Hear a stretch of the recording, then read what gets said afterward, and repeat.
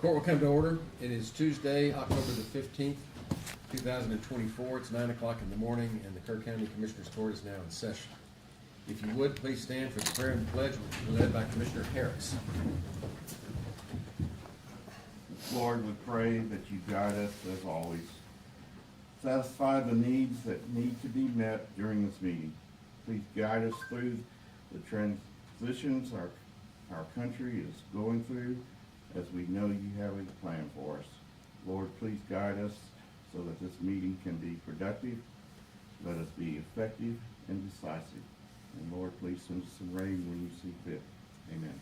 Amen.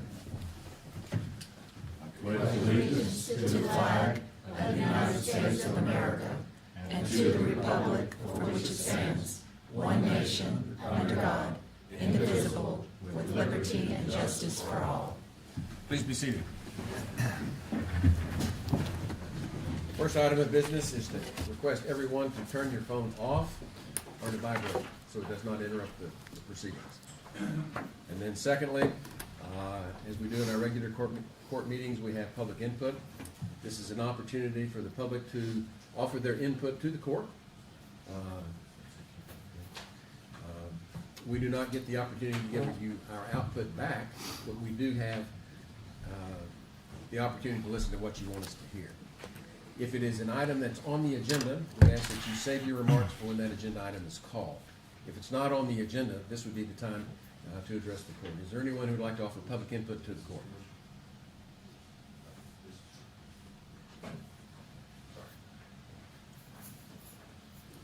So with that, we'll move on to Commissioner's comments. Precinct 1. Precinct 1, no rain. I don't think anybody else has gotten rain either. I did want to highlight a couple of weeks ago now, September 24th, I attended the commencement ceremony for the specialty court one night up here. And it's open to the public. I highly advise everybody to go to one of those at some time. If they have somebody graduating, they have one a month. This gentleman that graduated, Felix, it was a very moving ceremony. Short, quick. He had somebody speak for him on his behalf. He gave a speech as well. And so what I'm here to do is to encourage the court in future years to keep this in the budget. They are also looking at doing this is a drug court. They're looking at doing a mental health court in the future, or maybe even a veterans court in the future. And so I hope that you guys keep some money in the budget for those courts coming up, because it's very important, and I got a very nice thank you note from Andrea about it. So anyway. All right, I'll jump right in. I had the dubious honor of attending a debriefing session following the annual inspection of our county jail. Now, the inspector was a gentleman by the name of Mike Garrett, and I'm pleased to inform the court that he told us that the jail was in excellent condition and that no deficiencies were observed. He went on further to say that our jail was the best run jail out of the 50 jails that he's responsible for. He was extremely complimentary. So I offer my congratulations to Sheriff Letha, Chief Deputy Sheriff Chris Lalonde, Jail Administrator Sylvia Foraker, and Assistant Jail Administrator Andrew Blizzard. Great job. Please keep up the good work. I want to let folks know that we're in the process of renovating the indoor arena at the Youth Event Center, and the pre-bid meeting for the roof replacement is this afternoon at 2 o'clock. Bids are due on the 25th at 2 o'clock, with bid opening due for the next Commissioner's Court. Also, I attended a meeting with our tax assessor, collector, treasurer, and auditor to discuss the possibility of implementing a hotel occupancy tax to help fund the indoor arena renovations, as well as the maintenance and improvements of our various parks, which all help draw tourists and visitors to Kerr County. This looks like a really good option, and I'm hopeful that it will progress and come to the court for approval at some point soon. County Engineer Charlie Hastings and I had a kickoff meeting with Mustard Architectural and Keener Engineering to define the scope of work for the two key projects, 550 Earl Garrett remodel and the indoor arena renovation, post the roof repair. Also, I want to inform everyone that the public in particular, Mr. Greg Rising, who was here in our last Commissioners Court meeting, and a handful of other concerned citizens provided our county clerk, Nadine Alford, and her election staff a demonstration of the Chapter 65 Echo manual count method. Now, that method is far superior to the recount method that's been used in the past in terms of ease, accuracy, and transparency. The hope is that our election staff will choose to use that method for the mandatory manual hand count required under Section 127 of the Election Code. And we're happy to help with training, and there's plenty of volunteers if needed. Another item I need to make everybody aware of, last week there was a cross-country meet held at the Flat Rock Dog Park, and it raised a bit of controversy regarding the unauthorized use of pesticides to control ants. So an investigation was conducted, the individual involved was reprimanded and has apologized and assured me it will never happen again. So I'll work with Shane Evans to come up with some kind of policy on the use of pesticides in our parks going forward. But I do want to emphasize that Flat Rock Park is a county park made available to our citizens, and this court decides how it will be used to maximize the benefits for the county and all of our citizens. The cross-country meets that are held there 3 days a year are remarkable events benefiting over 35 schools, a total of 1,600 student athletes, and brings in an estimated 3,500 spectators, the majority of whom are from outside Kerr County and bring in substantial economic benefits.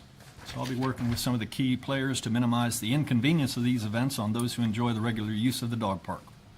And last thing I've got is just let the public know that I'll be holding a town hall meeting tonight in Center Point at the elementary school cafeteria, starting at 6 p.m. with a variety of interesting topic that I suggest might be interesting to anybody in the county, not just Precinct 2. That's it.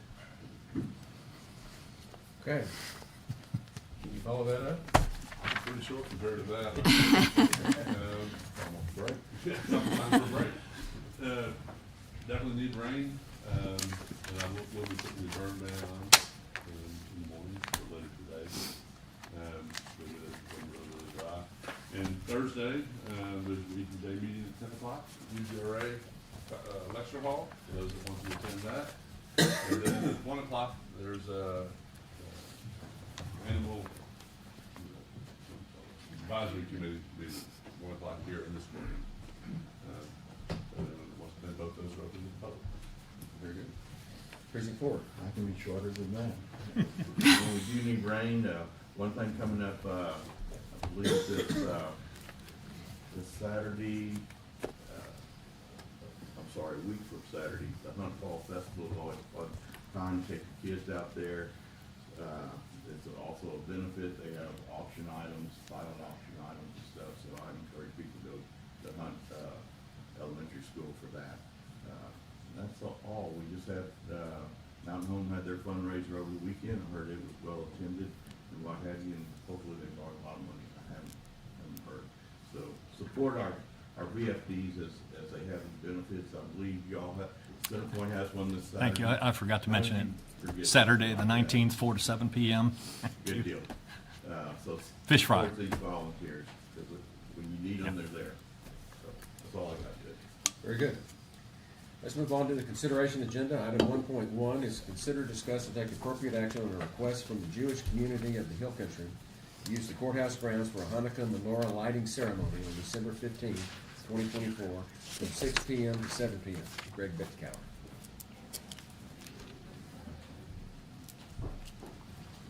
This will be our 7th annual menorah lighting, I believe. And the community's invited, and usually have a lot of people. This will be the 2nd year the Kerma Border Realtors will also be there, serving hot coffee and hot chocolate and water and so on.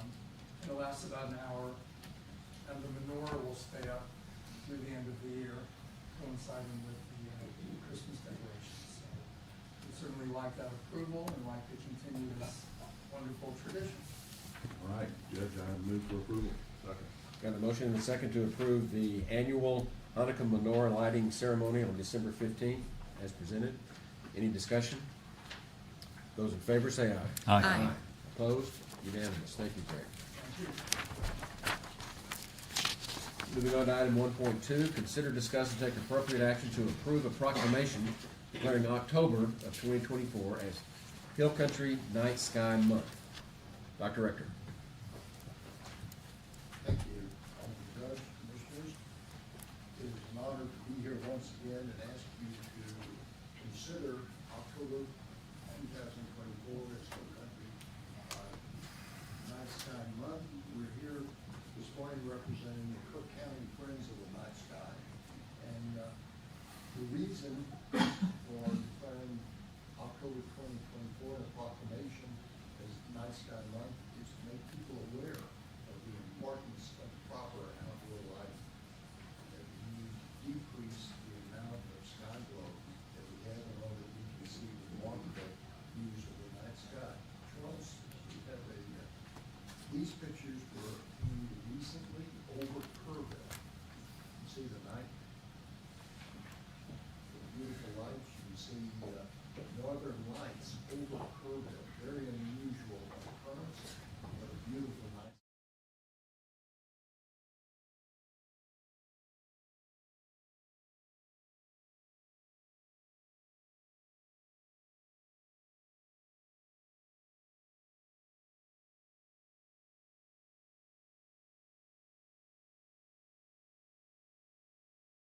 Approval last year, as you proclaimed, Cook County issued this proclamation. You joined Whitehill County, Kendall County, Bandera County, Hayes, Gillespie, Leal, Homel as declaring October 2024 as Hill Country Night Sky Month. Make a motion to approve proclamation declaring October 2024 as Hill Country Night Sky Month. I'll second.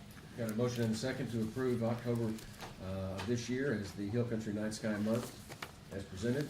Any discussion? Those in favor say aye. Aye. Aye. Opposed? Unanimous. Thank you, Dr. Rector. We appreciate it. I almost didn't recognize you without the glasses. There's a nay, 4-1. 4-1? Oh, 4-1. Okay, I'm sorry, I missed that. Okay, we'll move on to item 1.3, consider, discuss, and take appropriate action to approve the resolution required for funding to enable Diedert Center to apply for a grant from the Texas Department of Agriculture to support their Meals on Wheels program in Kirk County. Ms. Thompson, how you doing? Good morning. We were busy last year at the Gator Center providing food for our homebound seniors in Kirk County. Last year, we delivered 68,720 meals to our homebound seniors. And that was 200 volunteers that provided 22,044 hours of service providing that, those deliveries. So there was a lot of homebound seniors that received a knock, a smile, and a friendly visit to make sure that they did not feel isolated. So this matching grant that you do for us allows us to apply for funding from Texas Department of Agriculture. They provide for any meals that were not reimbursed by our other funding sources like ACOG. We're able to get, last year we got about $11,000 because of your match that you gave us. And this year, I think we'll be able to get a little bit more because we had some funding cuts this last year. So I think we'll be able to get a little bit more. So your $4,624.50 goes really far. I move for approval. Second. We got a motion to second to approve funding the Meals on Wheels for the Diedert Center as presented. And I am intimately aware of the drop in income this past year. Looked into that on behalf of Diedert. Thank you. And for the public that don't understand exactly why we do this, it is a requirement from the Department of Agriculture that a local municipal government participate in the Meals on Wheels. If we don't participate, they don't get the money. So we participate because it's a very worthwhile program. I believe that's the, Okay. So we've got a motion and a second. Any discussion? Those in favor say aye. Aye. Opposed? Unanimous. Thank you. All right, thank you so much. The next 9 o'clock item is item 1.4. Consider, discuss, and take appropriate action on a request to use the Lions Park for a Fall Back Festival on Sunday, November the 3rd, from 3 p.m. to 6 p.m. Robert Lockaby.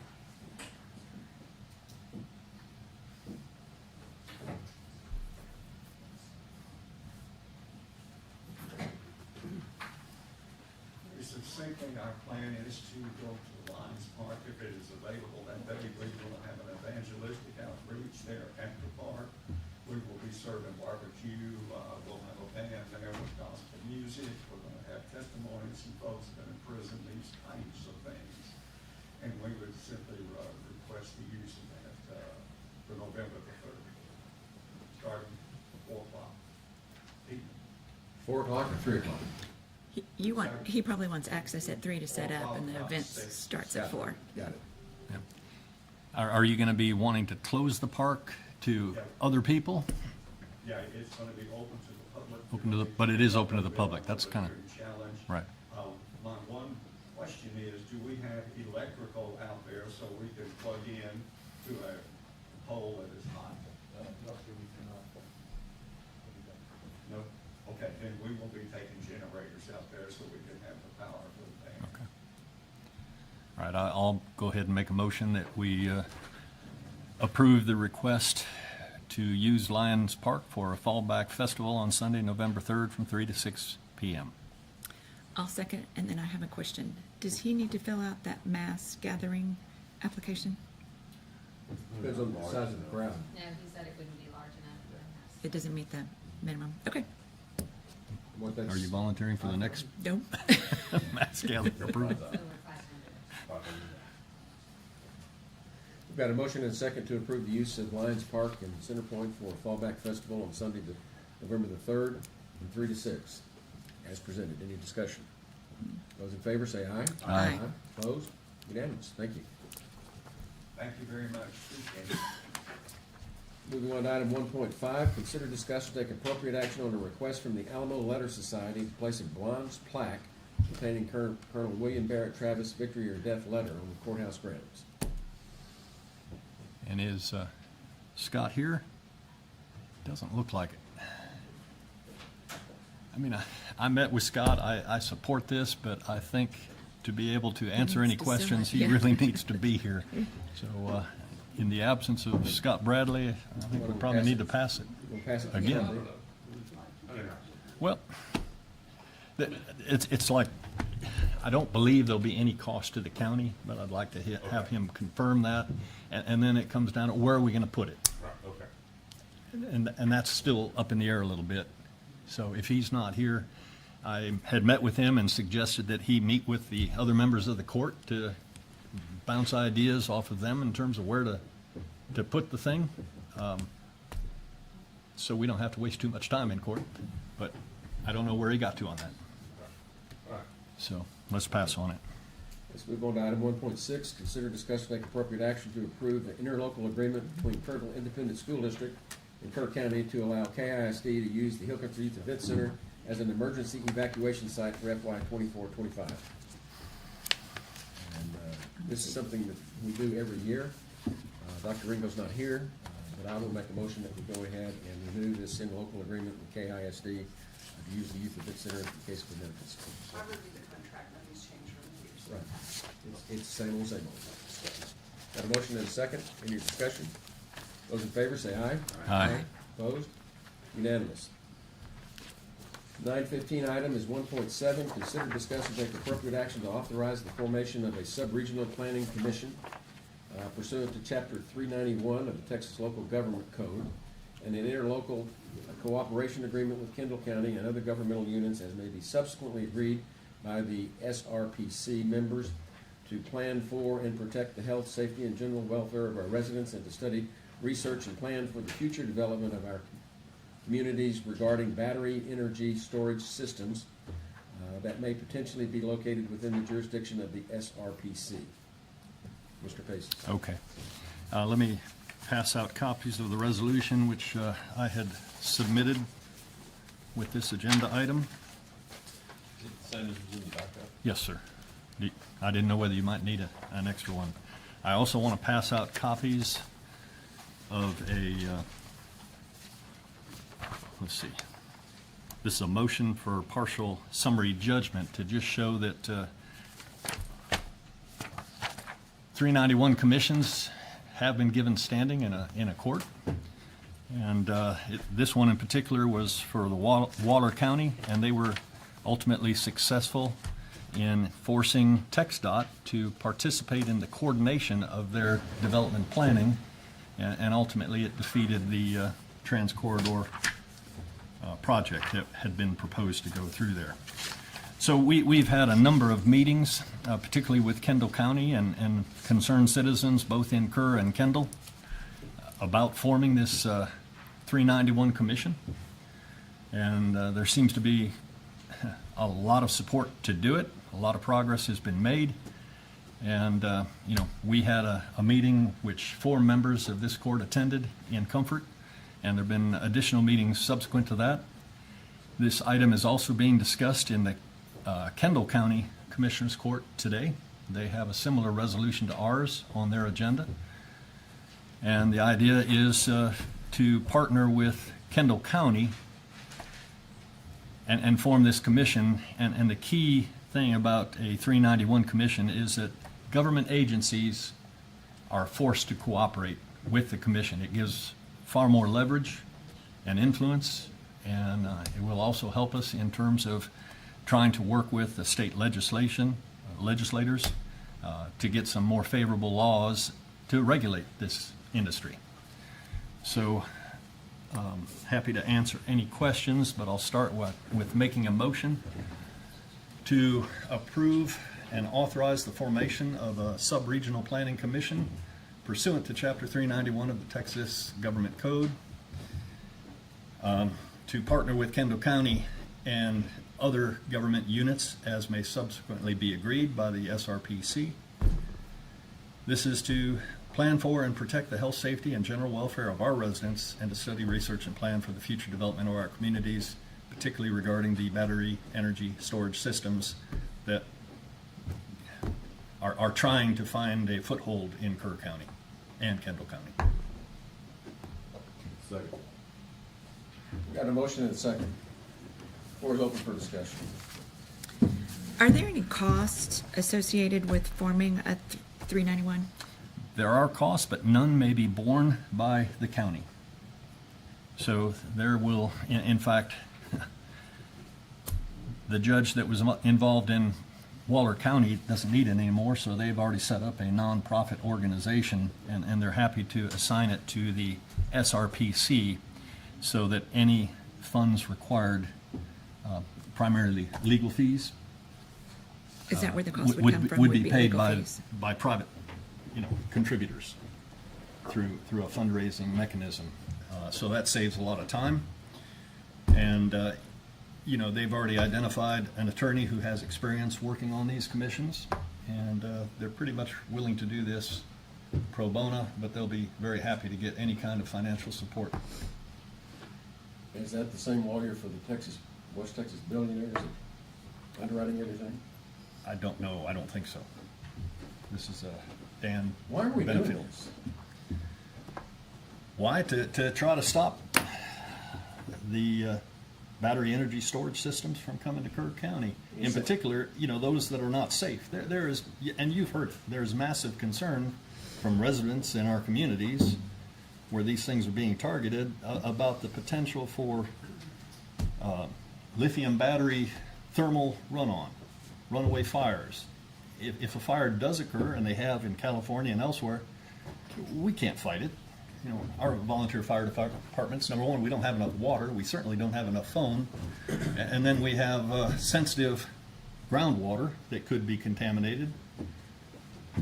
You've got all kind of toxins that would be in the air. So we want to, as a minimum, make sure that they have to comply with international fire codes. Right now, they're unregulated. They don't require our approval to establish anything. And we want to ensure that a lot. I went to comfort. Yes, I know you. And I listened. And I think Commissioner-elect Jones asked the most salient question of the day is, what's the purpose of this commission? Is this to stop these battery storage facilities, or is this to try to regulate safety? Yeah. And if it's to regulate safety, where does the county have the authority to do this? We don't have ordinance authority like That's cities right. do. We don't yet. And I understand you don't want to involve the city of Kerrville, which seems to me to be Well, odd. at the very we least. may at some point, but it's like anything, and Commissioner-elect for Precinct 1 has already pointed out that the more people we involve, the more difficult it is to get off the road, I'm off the concerned ground. So that you're we, gonna we get want to us- start with Kendall County, and certainly there are avenues, and it's relatively easy to add additional government units to If you have a this stated commission. mission, and we don't have a mission statement, I'm concerned we're gonna get sued. You can't tell private property owners what to do with their property. The county does not have ordinance authority. We can't pass ordinances like the city can to say, we're doing this for the safety. We don't have that power. And so, we're gonna tell, I think this is a thinly disguised effort to prevent the development of those property owners' wishes. And if that's the case, I'm almost positive we're gonna get sued, and I don't wanna have to pay for the cost of that lawsuit. If we're gonna do this, we ought to have a public committee that comes together, brings us a mission, explains to us what we can do, what we can't do, input from the county attorney, input from, I've talked to Chuck Kimbrough. And he. What experience does he have with the 391 Commission? That's his area of specialization, is municipal law. Municipal law, with the 391 Commission? Well, have you checked with a lawyer? Yes. Why ain't he here? And explain this Well, to us. didn't think he needed to be. This, to me, seems like another far-fetched reach for some sort of power grab of something that I don't know what the agenda is. I think the health and welfare of our citizens is ultimate. But we don't have the authority we don't have ordinance authority. We can't just pass laws. No, So what do we do? and this commission won't either. But it's about leveraging, it's about bringing the other government agencies that may have some authority, bring them to the table to coordinate with this commission. I don't see the downside. Yeah, the Good. state marshal's office and I understand you the don't see it. I'm just telling you, TCEQ will be the key player here that we want. this At our feels table. like to me that this is a byproduct of the fossil fuel billionaires from West Texas that have been funding our local politics lately. To try to stop these lithium battery storage facilities across the board, I think, is not legal. And before we go forward, I would like to have a legal opinion, and I'm not gonna put my county attorney on the spot today, but I think I ought to have some kind of legal report that this is something we can do. Am I wrong? No, sir. How many people sit on this, and how is it put together? Sorry, It was a mob of people gathered at the Comfort Library. A mob? Come on now. No, how many? To take Terry Hall hold forth on why A she mob. wanted a commission. You come in here awful wound up on this, but, it wasn't no mob. No. How many people sit on the commission? It suggests that it would be yet to 5. determined. We don't have a But plan it's yet. yet to be determined. I think. We're gonna form something that we don't know what we're forming. We don't know how many people are gonna, 2/3 of them have to be elected officials. That much we do know. The idea would be to have 2 county commissioners or judges from each county and 1 from the public. So we'll come back with recommendations as to who.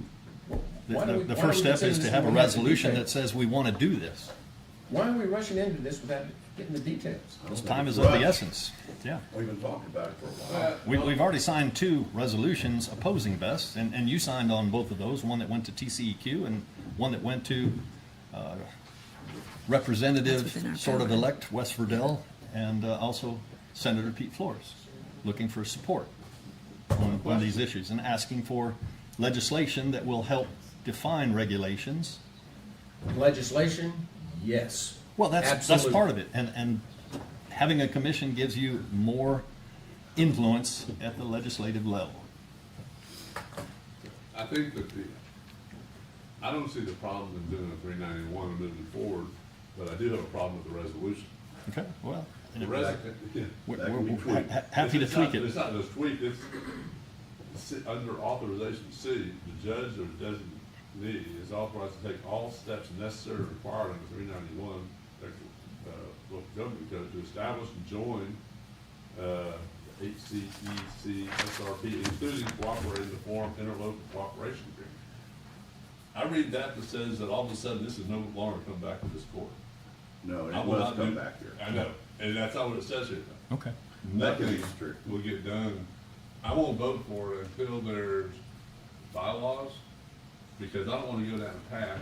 This court has got to have ultimate veto authority over whatever this commission does. Absolutely, absolutely. You do. So. As well as Kendall. And Kendall too, if they want it, I don't care if they, you know, Well, I if they don't understand. want it, they don't have to have it. But I think, you know, I don't wanna spend a lot of time going down this until we have the documents ready to move forward. I mean, I think it's worth doing from what I know about it, but I think that I wanna see the bylaw, I wanna see how this thing's gonna operate, and I asked the question at the meeting in Comfort, how is it governed? And I never really got a great answer.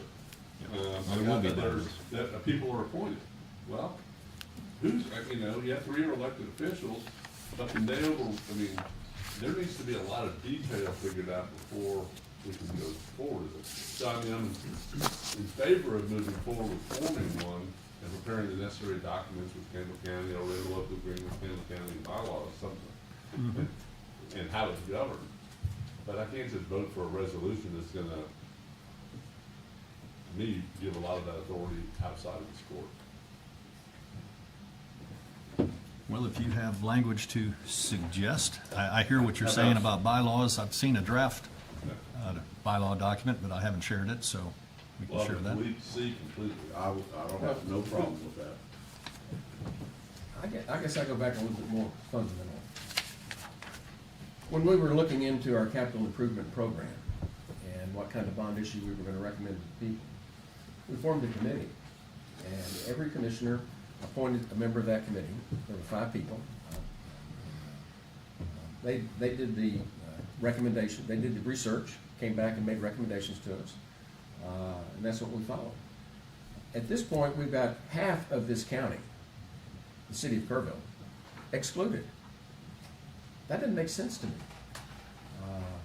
Why don't we put together a committee to research this, come back, give us recommendations, write bylaws, tell us what the mission statement is, so that we know what we're doing, rather than what I think is rush, and I apologize, maybe you don't think it's rush, but it seems like to me we're rushing to form something that we don't even know what it is or exactly what it's gonna do.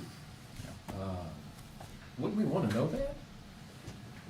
We can come back with a lot of that information. Forming a public commission like we did with the bond propositions, that took 3 years. We don't have that kind of time, so I'm opposed to doing that. If you want to suggest somebody to be part of a team to work on this in conjunction with some of the folks that are already heavily involved, that's fine. I mean, I've been heavily involved. Commissioner-elect Jeff Holt is heavily involved. Commissioner Harris has been heavily involved. And we represent the interests of our constituents. We don't necessarily have to People that are form. in action. That's who you represent. No, that is not who I represent. Well, They're involved, That's sure. who's involved in this. One amongst many. One amongst many. People sitting out here that don't have anything to do with liberty in action. Yeah. I don't. But, I don't either.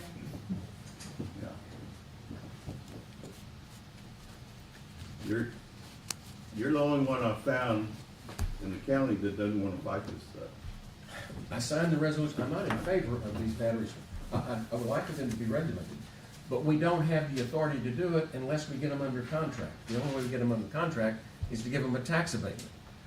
I went to a luncheon with LCRA this past week, and Phil Wilson says, do not do tax abatements with these electric battery storage people. But that's the only way that you can enforce anything. Other than that, it's what the law is, and that's why we need to talk to lawyers as to what we can and can't do, rather than trying to do something that I don't think we can do. To me, going back to what I said, the resolution, I think it'd be a pretty simple one. I really haven't spoken to the whereases. I think under 1, I would say study the creation of a commission. B is fine. C, delete. Under 2, under section, I'd only leave B.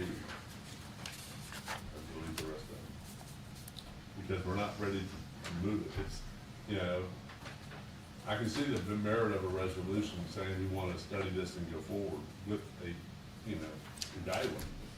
But I don't want to commit to it, 391. I'm good with the study, let's look into it. And I think the benefit of a resolution is Kendall County's looking at it, and it shows that we want to look, basically saying we want to work with y'all on it. And it hinges on them, Yeah, you know, yeah. and there's, So that, if y'all will accept that amendment to the resolution. Well, I think we have a motion and a second. I suggest we listen to public input at this point. A number of people, I believe, has signed up to speak on this topic. really, We've got one Just one? that I've got. No. That's all I've had. Huh? All I've had is that one, yes, sir. Danny Holcomb. If you would, come to the podium.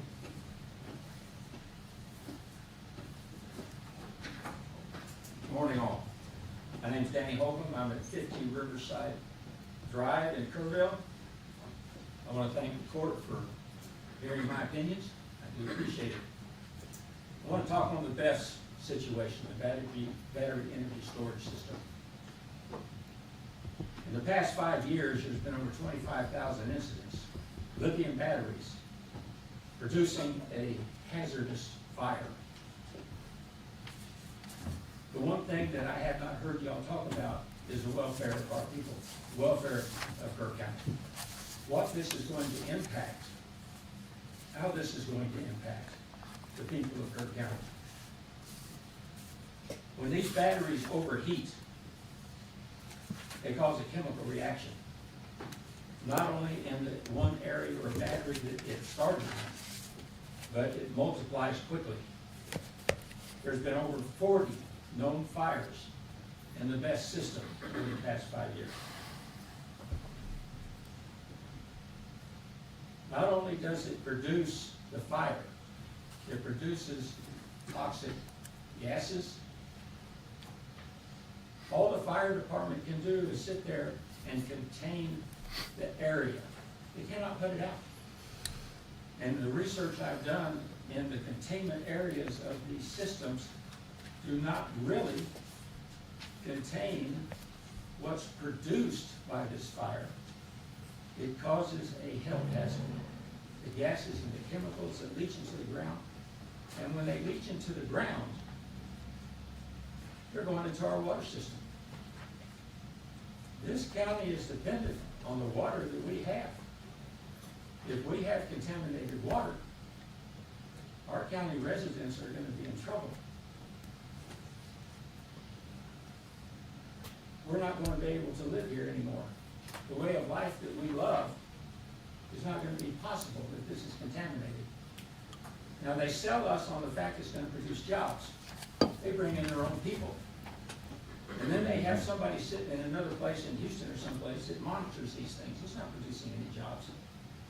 They say it's going to protect us from battery or from power outages for 2 hours. They forget to tell you that. They have enough power to do 2 hours. That's it. Is it worth it? We have seen these systems go up all over the United States. These systems contain multiple lithium battery cells, 7 by 5 by 2. When they experience a battery runaway, again, flames, gases, the failure of the whole system, it'd be a detriment to the health, welfare of our citizens of Kirk County. Is it worth 2 hours of power? The last time we had a power shortage, it was several days. 2 hours is not going to make a difference. I think, in my opinion, we need to find an alternative. Something besides a product that's going to cause health and welfare concerns. Thank you. I have a question for Ms. Holcomb. Legally, can we tell people how they can use their property or not? Do you think we have that right?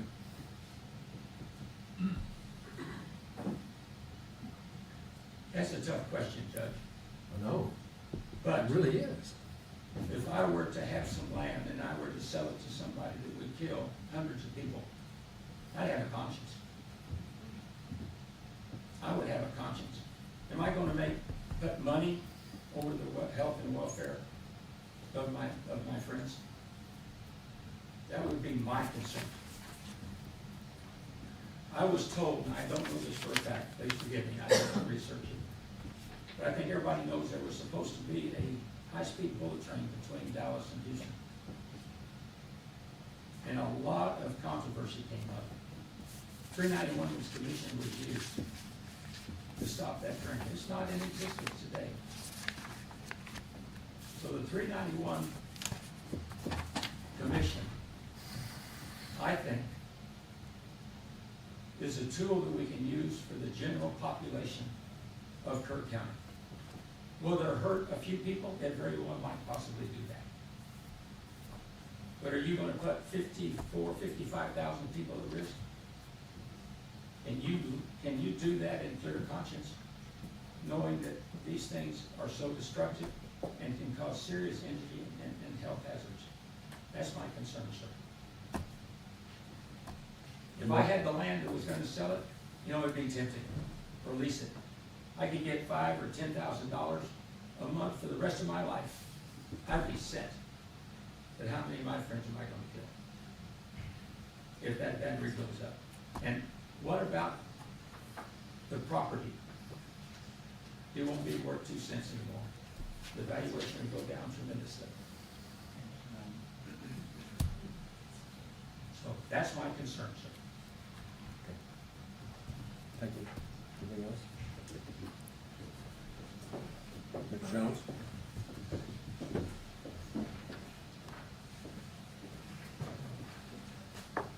I'm gonna try not to talk today. Tom Jones, precinct 1. I was at the meeting, and I did raise that question because it is my concern for property rights. From headwaters, that's what we live on, property rights. And so I did ask the question that you referred to, was the objective of the 391 Commission to stop it or to make it environmentally safe? Because when you make it environmentally safe, then you're not invoking property rights issues. That was my concern as well. Terry Hall made it very clear it was to stop it. That's their objective, I get it, and I know that it might be a worthy cause. I'm not objecting to the 391 Commission at all. I do think it's a good approach. Commissioner Harris and I talked briefly about it, and his opinion is you bring everything you got when you're doing that, and I agree with that. I don't disagree with that. I do think you need to make it sound when you do that, when you use that approach, to make sure that you are in a bulletproof place. But they have proven the 391 Commission does work. It is effective when it's done properly. That's the reason 2 months ago I got up here and talked about us doing one here. And y'all wanted to include Kendall County and make it broader spectrum with more strength. And I get that. No problem. I think Kirk County is more ready to do that today than Kendall County would be. And so we could bring in another entity and form it here, whether it be the city or whatever we needed to do to make that happen here to take place. Kendall County has different authority. 2 months ago when I spoke, I was also speaking of the authority that we may already have, and I've done some research on that. Compliments of Michael O, that's helped tremendously with some of this, and I think that if the county would immediately look at adopting the current fire code, you will already see things in that address this issue that you're discussing today. And that's something that you can do now. You can have a 20-day hearing, you can adopt it, and you have strength and authority. The way that you move forward with that might be something that's not real palatable to you. But there is an avenue forward to serve the short-term interest of the residents of Kirk County immediately versus having to wait for the formation of the 391. So I think those options need to be discussed by y'all as to how you want to move forward with it. But we need to get our rules to where they will help us towards any lawsuits that might be necessary in the future. And I think we do that by first adopting the updated fire code that does address best in that. So I am concerned about property rights, greatly. That was the reason I spoke up at that meeting. But there's a path forward for us today. We just need to move towards that. And in the meantime, form your 391 Commission, whatever timeliness it takes for that, and have the strength and the legislation to come in and back that up. Thank you. Thank you. Mr. Wolf? Jerry Wolf, Precinct 4. For Thomas Sherman, he was a Union general in the Civil War. He was asked, how do you win a battle? He said, get there the firstest with the mostest. I think the comments that Mr. Jones just made, appears to be two paths, and I've heard about those prior to this meeting, of course, is the 391 Commission, and something to do with the fire marshal and fire code. And also, what I've heard this morning is now we're back to saying, we're gonna talk about this. We need to form a commission. We gotta find out who we're gonna put on this commission. And all this is time delay. Time is not our friend in this situation. It's time. So how long has this issue been going on in front of this commission for? 2 months? Is that about that time period? Yeah. Where are you at? Let's move forward, except there was a meeting with Kendall County, talk about 391 Commission, but that's still a ways down the road. I would expect this morning to something to come out of here where there's an action, something's being done to move forward. Has been commented here earlier today too. The vast majority of us here in Kirk County are against these type of battery facilities being here. For all the things that have been mentioned about their downside. We see very, very little upside. Well, it's time for this commissioner's court to stop talking and let's take an action today that moves this process forward to prevent this facility from coming here to Kirk County. Thank you. My concern is if the motivation is to stop a property owner from using their property the way they want to, I have a problem with that because I think it's going to get I think it's illegal. I do too. And if our motivation is we're trying to find a way to make it safer and better, protect the public, within whatever authority we have, I'd like to do that, but I want to do it at the guidance of the attorneys that tell us what we can and can't do. I'm not ready to vote on it till we hear the legal, we hear if there's any liability of people that serve on this. If you're gonna have to form a money arm, then I think we need a little bit more than a drawn-through draft. And I'll be happy to look at another one if it's moving forward, but I think there's too many questions that aren't answered. As I said, I can vote for it with the changes that I mentioned. To try to make some progress, and I'm fine with doing some further study and trying to talk with Chuck, get some legal input on this, and share the set of bylaws that have already been obtained, and we can start editing on those as required. Anyway, so I'll accept your amendments to the motion and amend my motion to approve the resolution as amended by Commissioner Letts. And so that would go from, I can restate what I said. It would be, and I reread the actual heading, the resolution of Kirk County, Texas, to study the formation of a sub-regional planning commission and interlocal coordination with other counties, municipalities, and other governmental units providing up needs. Then under section 1, the first line would be study the creation of a commission pursuant to 391. B would stay as it is. Under 2, B and D would remain. So delete A, C, and E. And leave D. Yeah. Okay. So I think that kind of goes Yeah. to the purpose. Yes. B and D. B and D stays. Okay. Well, I've made the motion to accept your amendments. We've got an amended motion and a second to approve, to study the formation of the Chapter 391 as presented. And basically what I'm doing is moving forward so we can start talking with Kendall County and see where they are. Exactly. And come in and start writing their locals and bylaws. Okay. Any other discussion? Those in favor say aye. Aye. Opposed? Unanimous. Move on. Mr. Lowe? You can't talk about fire code. No. We've already moved on. Not on this agenda item. Well, so, If we want to talk about the fire code, we just need to make it an agenda item. right, so I have one question that I'll pose to the court. You can't He's not tell on there. Agenda. private property owner what to do with his land. The judge points that out, is exactly right. We're in sued over that. But to me, those battery storage systems might be welcome in Kirk County if they complied with the fire code. And that would be a fire suppression system, a halon system maybe that sucks the air out of the thing and kills the fire before we send our 24-year-old firefighter with a wife and 2 children in there to fight that dang thing. Or 74-year-olds. I like it. Yeah, like me. So, they can come, and they can do their thing, but they've got to comply with regulations. Is that how you feel, Judge? Yep. They've got to comply, and there's a way to get that done. If you ever want to talk about it, I'll bet. We want to talk about that, and I will call you. Okay. Excuse me, what's your name? Mike Lowe. He didn't introduce Pardon himself me? because he wasn't going to talk, but then he talked. This is Kirk County, we all know each other anyway. Okay, let's take a short break and come back at 10 o'clock and we'll reset.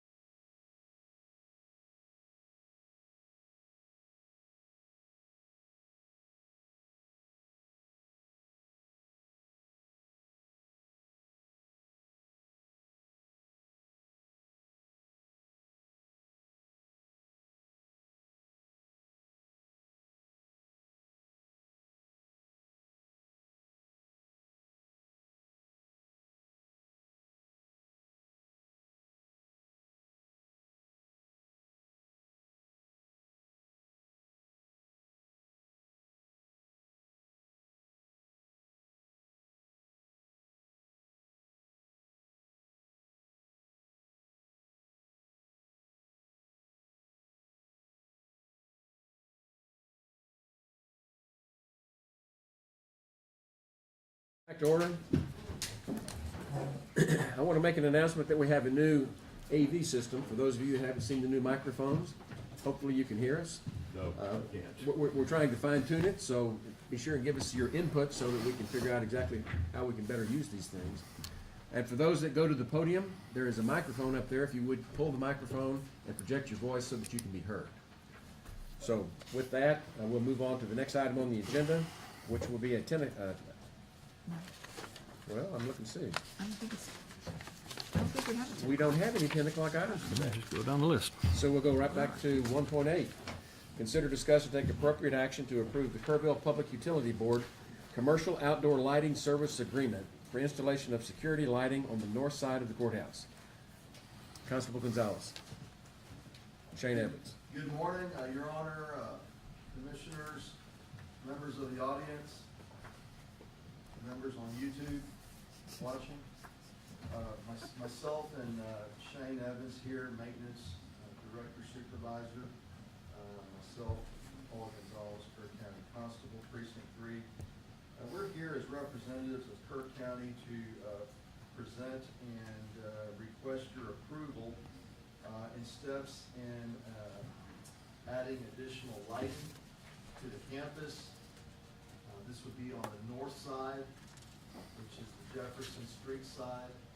There's two existing utility poles located on Jefferson Street. One sort of on the northwest and the other one on the northeast. Basically, this would add additional lighting to the campus, specifically coming in from the north facing the south, primarily focusing on the lower employee parking area, which gets shadowed during low light conditions, nighttime hours. So the proposal was based on an assessment conducted by myself, but also by KPUB, which we contacted their engineering department. They came and did their own assessment, as you probably see in their report. They recommended two specific types of lights that would be installed on the poles. They are maintained by KPUB. They are operated by a photo cell, which means that they will come on automatically during low light conditions, and they will turn off once the lighting is appropriate and it's bright enough. If there's ever an issue, we contact KPUB. They send their crews and replace them. All we do is pay a monthly fee, which is attached to our electric bill here for the county. Very good. Questions? Paul, how much is that fee? Right now, Up to based on their $21.50. assessment, it's $36.97 a month. And once they install and we assess the lights and make sure that they're working appropriately, the area of coverage, then we leave them as is. Now, is it possible that we're like, okay, that light may be a little too bright, maybe we can, downsize a little bit? Then there's a potential that at minimum, it would be $30.92, maximum $43.02. So it could possibly vary, but right now, as it stands, it's $36.97 a month. Like I said, this is something that they would maintain. Yep. If it goes out, they replace it. So Good. this would add additional lighting Sounds like a deal to me. Yeah, to that area for the campus. sounds fine. I agree we need the lighting, but this comes out to $420 a year, forever. This is Well, a for 3 three-year years, for contract. 3 years. So three-year you're adding, contract. you added the two together. You added the medium flood and the large flood together to get that price? Yes, ma'am. So And it's there's, not just the large flood? Correct, so there's two lights that will be installed. They have it as stock number 3414 and 3416. So based on the type of lighting and the monthly cost, it would be $36.97. It'd be the 1546 plus the 2151. I mean, definitely lighting needs to be done there. This, I guess, maybe the most economical way to get it there. I mean, not change, the time change, take the buy lights, install them. maintaining it too, which is The ball nice. pack lights on the side of the courthouse, we're talking several $1,000, thousands of dollars just to upgrade where it's actually wide enough in the middle of the park. Yeah. Make a motion to approve the agenda item. I'll second. Got a motion and a second to approve the lighting service agreement with K-Pub for the north side of the courthouse as presented. Any discussion? Those in favor say aye. Aye. Opposed? Unanimous, thank you. Item 1.9, consider, discuss, and take appropriate action to accept Chapter 59 asset forfeiture reports from the Constable of Precinct 1 and Constable Precinct 4, which is Tommy Rodriguez and Brad Ryder. Those reports are attached. Do we have a motion to approve those? So moved. Got a motion and a second to approve the forfeiture reports as presented. Any discussion? Those in favor say aye. Aye. Opposed? Motion carries. Item 1.10, consider, discuss, and take appropriate action to accept donations to the Kirk County Animal Services totaling $60 for the month of September 2024. I'll make the motion. Go ahead. I'll second. Oh, we gotta let him get to the podium. Oh, Not really, but sorry. pretty straightforward. Since I'm here, can I just say real quick that if you look at the, your first sheet there, that's gonna be the actual money, but I wanted to also mention, in here that we did get, blankets and tarps from another individual and a trash bag full of towels, so, obviously, All right, now I'll make a motion to accept the donations to the Carroll County Animal Services. I'll second. Got a motion and a second to accept the donations to the Kirk County Animal Services as presented. Any discussion? Those in favor say aye. Aye. Opposed? Motion carries. 1.11, consider, discuss, and take appropriate action to authorize the Environmental Health Department, OSSF, to surplus one white Ford F-150. Ms. Batters. Yes, Your Honor. Can you please also read out 1.12 because they go together? Very well. 1.12 is consider, discuss, and take appropriate action to authorize the Environmental Health Department, OSSF, to purchase a 2024 Toyota Tacoma. Ms. Batters. Thank you. And I also brought my administrative assistant, Iman Shu, who has worked with me in this process of purchasing a proposed vehicle for our department. And there should have been attached with this, the quote from Toyota Bernie. There are two figures highlighted. And the first figure of $47,007 is if y'all decide to keep this, or the Ford F-150. The figure below is $44,499.78 is with the trade-in of the Ford F-150. And to explain the current condition of the Ford that we have, right now it's met its lifespan. The truck continues to overheat, it's left me stranded in really rural parts of the county. Unfortunately, I did have cell service on those parts to be able to call for help. The AC is not working. As I mentioned during the budget workshop, the Ford is no longer manufacturing parts for this truck for this year. It was a 2008, and so the aftermarket parts are not properly fitting. So, also the Ford F-150 currently shakes badly when it's sitting on idle. You had me at life expired. Okay, perfect. So we are just asking for the court's approval to allow us to purchase the Toyota Tacoma that was approved in the budget for line item Thank you. Everybody approved it. 10-645-70. I move for approval. We need two separate motions. They're two separate agenda items, so, It's the purchase and the trade-in. well, the first is to surplus it, Surplus. Yeah. and then the second is the purchase with a $3,000 trade. Whichever one you want to start with, I move for Do the surplus. Okay. So the first motion is to surplus the existing white Ford F-150. All right, I'll second that one. Got a motion and a second. Any discussion? Those in favor say aye. Aye. Opposed? Unanimous. We'll move on to the next one, which is to purchase the Toyota Tacoma as presented. Got a motion I'll second. and a second? Any, Clarify that, including the trade-in on that one. Yes. including the trade-in? Yeah, we don't Yeah. want to mess with it. To include trade-in. Yes. Yep. So with that motion and second, any discussion? Those in favor say aye. Aye. Opposed? Motion carries. Thank you. And I just want to highlight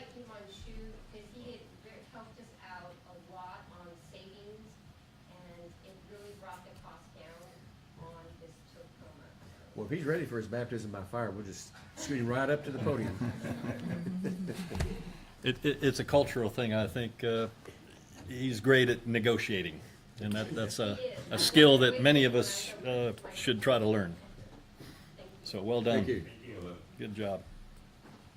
Okay. Now we have the Noel Putnam Hour. Start with item 1.13, consider, discuss, and take appropriate action to ratify and confirm the statewide automated victim notification service grant award for FY 2025, in the amount of $18,571.30. Ms. Putnam is our grant coordinator, so we'll start with this one. It's exactly what you just said, just to go ahead and ratify it and confirm we have already accepted it, so please note thank you and apology.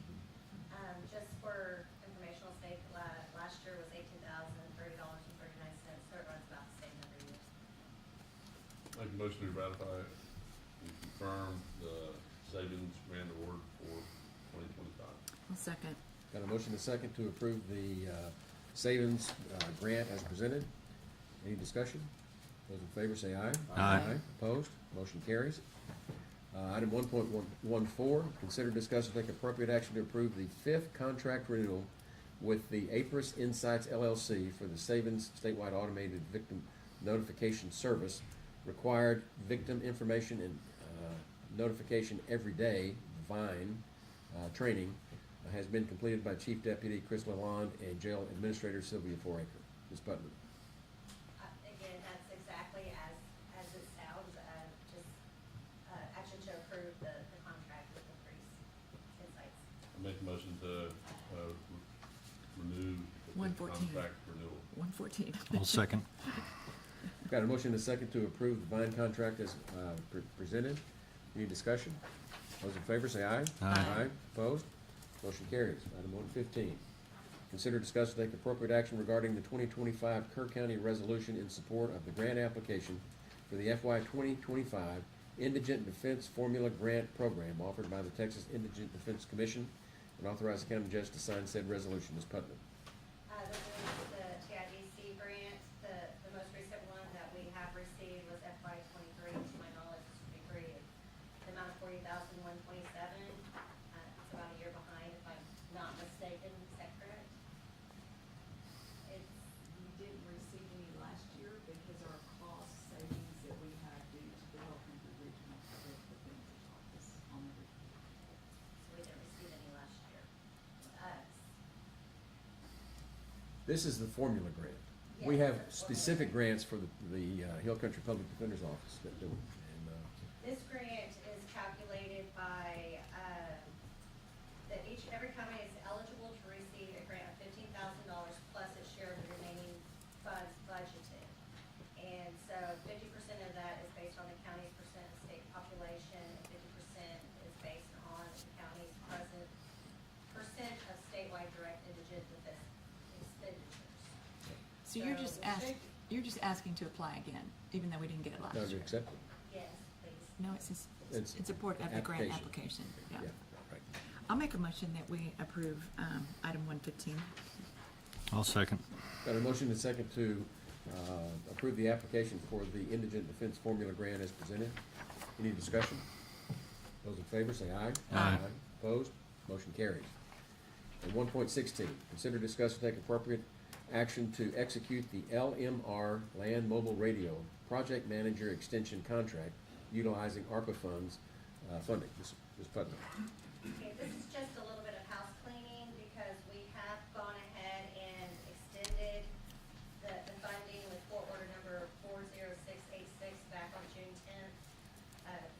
Since the original court order for this position back in February 13th of 2023, that is when the ARPA language changed to the obligation being under contract or purchase order. So what this will do is go ahead and put this position under contract in order to meet that requirement to obligate that funding. But it's basically the exact same thing. It mirrors the job description. This is just meeting the requirements of ARPA, belts and suspenders, right? Yes. Sounds like she knows what she's doing. Just as an FYI, I will probably be up here a lot in a few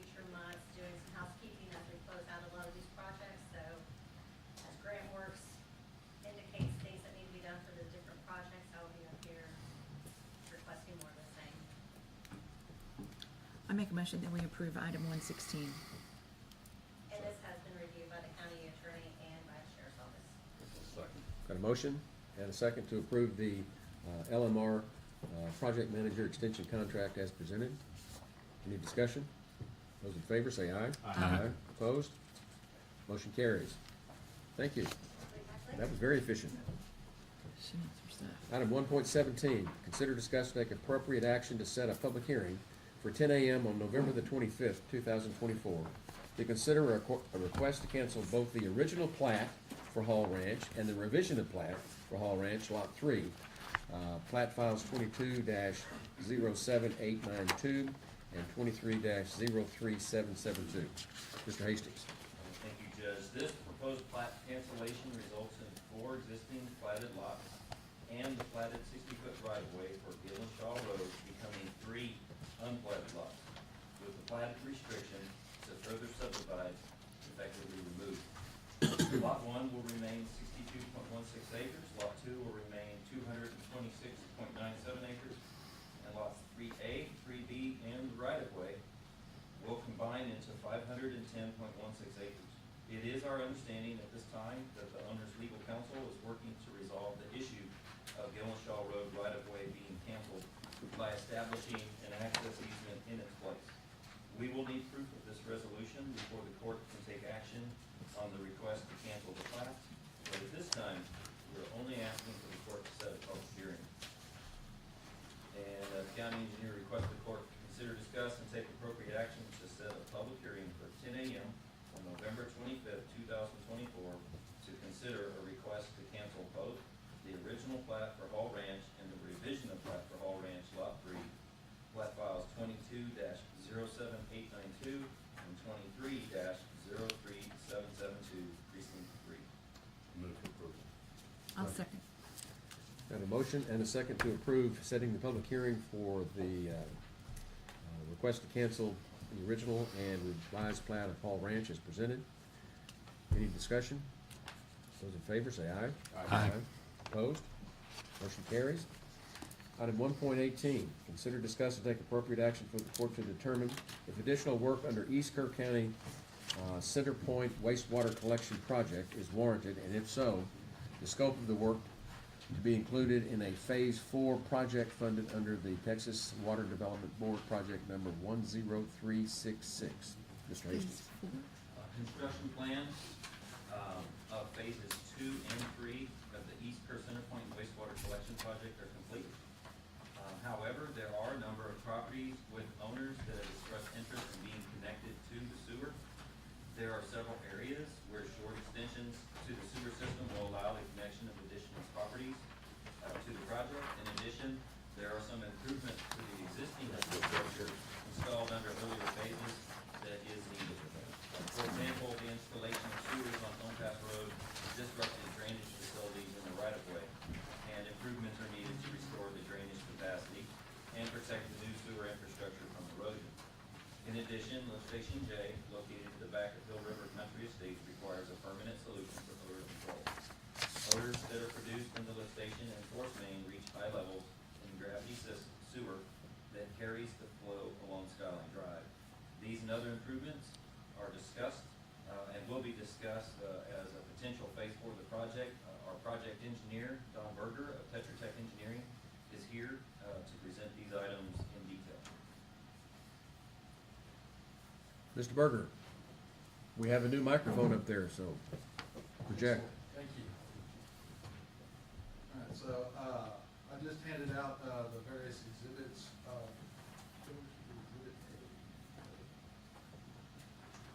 And you have them on the screen. This shows the relative location of each one of the individual projects. We've provided these, or labeled these projects kind of A, B, C, D, just to give them a different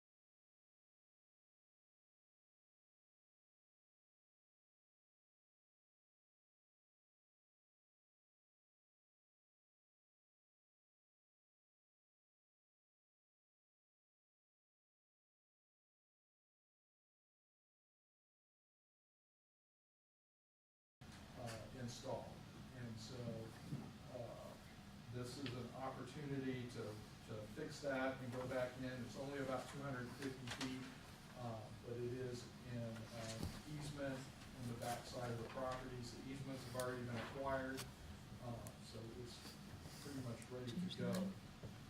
The item B is an extension on Kelly Street. At Kelly Street, right off of Skyline Drive, to the north of Skyline Drive there, and the Vandenberg Farms residents there requested service, and that original line did not extend far enough up Kelly Street to provide that service. To do that, the sewer line does have to get out in the road, because there were some utilities on the side of the road where the original sewer extension was designed to go. But we can build a sewer extension up that half a block to serve the last couple of properties at the end of Kelly Street, there just north of Skyline Drive. Mockingbird Lane sewer extension. Mockingbird Lane is another roadway that extends off of Skyline Drive. So I would say north is actually south, upside down. The Mockingbird Lane is also extended more or less south off of Skyline Drive, and there was a property that sits behind one of the lots that fronts Skyline Drive that requested service, and there was no way to get to that property without an extension of Mockingbird Lane. It is possible to, Mockingbird Lane is uphill in that direction, so it is possible to extend about 500 or 600 feet further up Mockingbird Hill, making sewer service available to a number of the properties there on Mockingbird Lane. However, the Kirk County Road and Bridge Department has recently rebuilt that roadway, or seal coated that roadway. It's in really good condition. Construction of sewer along that road would damage that work. So we're not recommending this at this time, just because that extension would cause damage to the roadway. The Water Development Board won't pay to fully repair it. Item D is sewer extension on State Highway 27 at Simpson Road. One of the customers that was connected on Simpson Road also owns property just west of Simpson Road on Highway 27. The sewer line on Highway 27 is on the opposite side of Highway 27, so they don't have access to the existing sewer. But we could extend a line about 250 feet in the TxDOT right-of-way to pick up that service. There are at least two other properties that would also, it would make service available to those other properties as well, to provide service to that property owner who expressed a desire to be connected. Item E is a sewer extension crossing Elm Pass Road. We did get a request from a property that is at the end of Verde Creek Road, but also backs up to Elm Pass Road. And because of the situation where the structure is located, the structure is too low to access the sewer on Verde Creek Road by gravity, but we could do a short extension across Elm Creek Road from the manhole in front of lift station D, which is right at River Road, that would be able to serve that particular property as well. So that would be another crossing there right across Elm Pass Road. Elm Pass Road is a county road, so that would not require any coordination with TxDOT like the extension at State Highway 27 would. Item F is the Willow Glen Drive sewer extension. This is a sewer extension required to provide service to 105 Willow Glen. This would extend from a existing manhole in State Highway 27 to the north of Highway 27. This is just west of the Mini Mart in Center Point.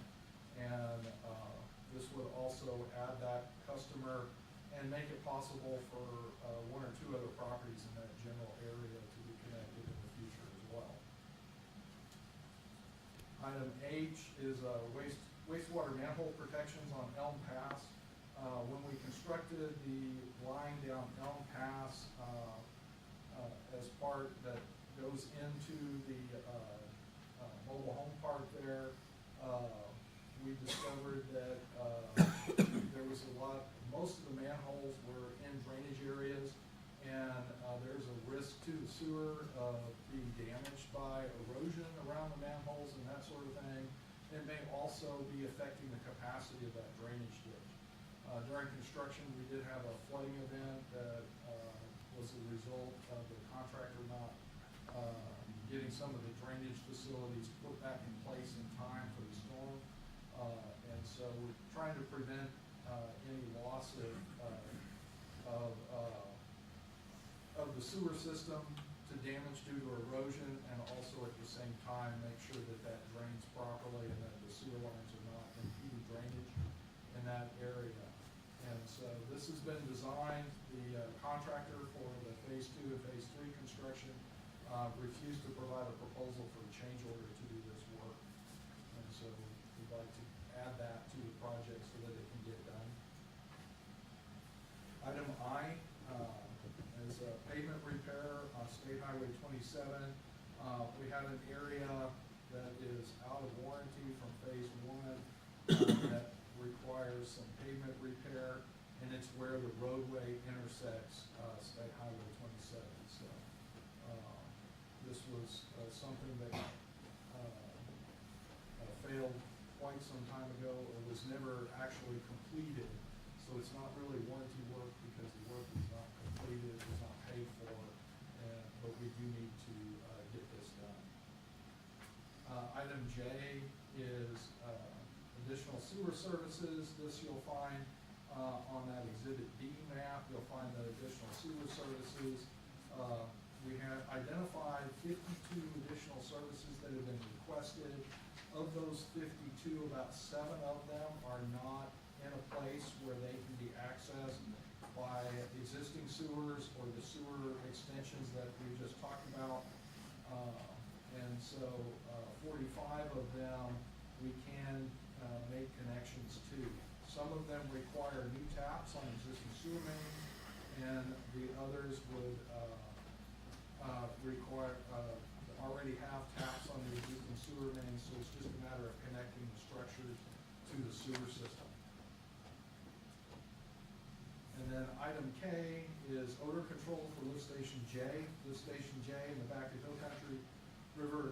Hill River Country Estates pumps the wastewater all the way from the backside of that subdivision to Skyline Drive and to the gravity line on Skyline Drive. Because of the relatively low flow in that neighborhood, especially during the day, and the very long force main that the water is pumped through, a lot of odors develop in that force main that are then discharged and have been complained about from residents along Skyline Drive. And to mitigate that, we are looking at an ozone process that provides mixing and ozone addition at the lift station. This would be equipment that would be installed under this, using the Water Development Board funds under the project, but then would be maintained by the Kendall County WCID as they maintain that lift station going forward. And finally, item L is manhole adjustment. So when the sewer line was completed along Skyline Drive, the county came in and did a pavement repair, pavement rehab project. This left some of the manholes along Skyline Drive, got covered up during that construction, and were left a little bit low. And so we just want to go in and identify each one of those manholes, dig them up, and bring the rim and cover up to grade on those manholes to finish out that sewer line once it's done. So to kind of recap, thank you for the very detailed explanation of each one of these things. But to recap, this is for a phase 4 for the East Kirk County Center Point wastewater line. And these are kind of fine-tuning details to try to perfect the system even better than it was. Exactly. And that would be to authorize the scope of work as presented. Is that what you're asking us to do? Yes, unless there is some discussion and you'd like to remove something from the scope, or if there's something that we've missed that needs to be added to the scope. Well, I think it's very, very thorough, but I want the public to understand that we still have grant funds available to do these additional work items. Yes, yeah, the total cost of what we're projecting here is about $1.4 million, and there's somewhere in excess of $10 million available funded as well. Okay, but you're recommending that we do the, without, The only one we're not recommending is Mockingbird Lane. yeah, item C. So the actual cost is 1.2 million that's recommended? Yes, that's right. And so my question there is, does that include engineering, project management, and inspection? That is construction only, does not include engineering. So what does that cost? Estimating currently around $250,000 for that. Okay. And again, that's project management, engineering, and inspection. But the good news is, we have the grant funds to do that. Yes. The question I had, I see Kelly here and Charlie. I mean, I understand we just redid Mockingbird Lane, and I hate to tear up a road we just redid, but at the same time, are we being short-sighted, by not adding those 6 people on Mockingbird Lane? I think what we could do is have it designed and continue to evaluate, but, right now, my understanding is really just one person on there that wants to connect. They have a full acre, they don't have to be connected, they want to, they see what their neighbors have, and I'd like to be connected too. Sorry, I didn't go to the. The other properties at Mockingbird Lane also have, are an acre, lots. Okay. That's why it wasn't included in the project originally. So there's no guarantee that any of the other people it was made available to would actually connect. Okay. The other I'd keep them out. alternative would be to do a short extension just for that first property. Right. And then if Okay. it needs to be extended, it could be later. I think the overall good news is that there are people that want to be connected, that don't have to be connected. I mean, that's a Positive. positive.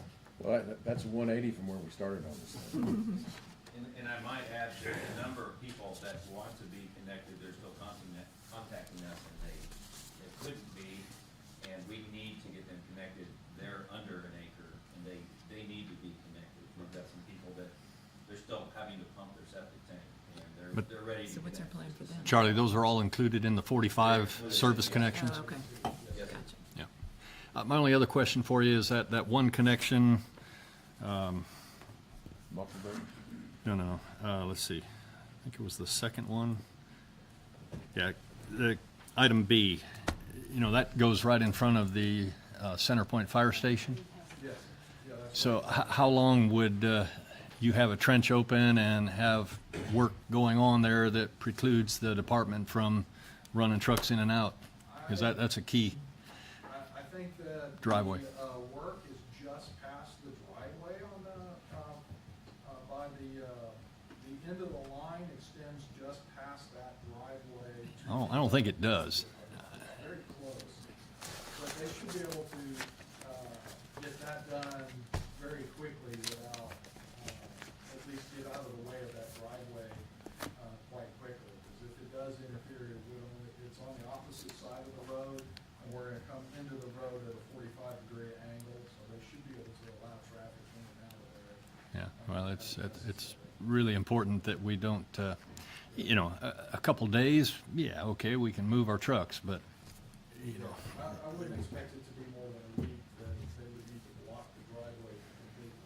Yeah. I think, that driveway would be open pretty quick. Handle that with some notes on the plan.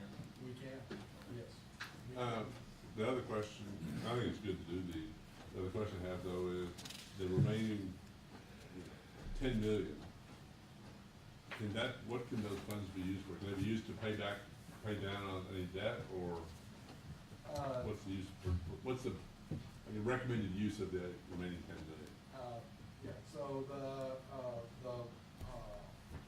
the funds are earmarked for sewer service projects or projects in the general vicinity of Center Point, Cook County, to provide sewer service to unsewered areas. So if there was another area that you wanted to extend sewer service to, you could definitely create a project and use those funds to extend that service to that area. It would require amending the engineering feasibility report for this project to include that project area in the project, kind of going back to the beginning a little bit, but then developing that project out. The funds that are borrowed funds can be used to pay back some of the debt on those borrowed funds.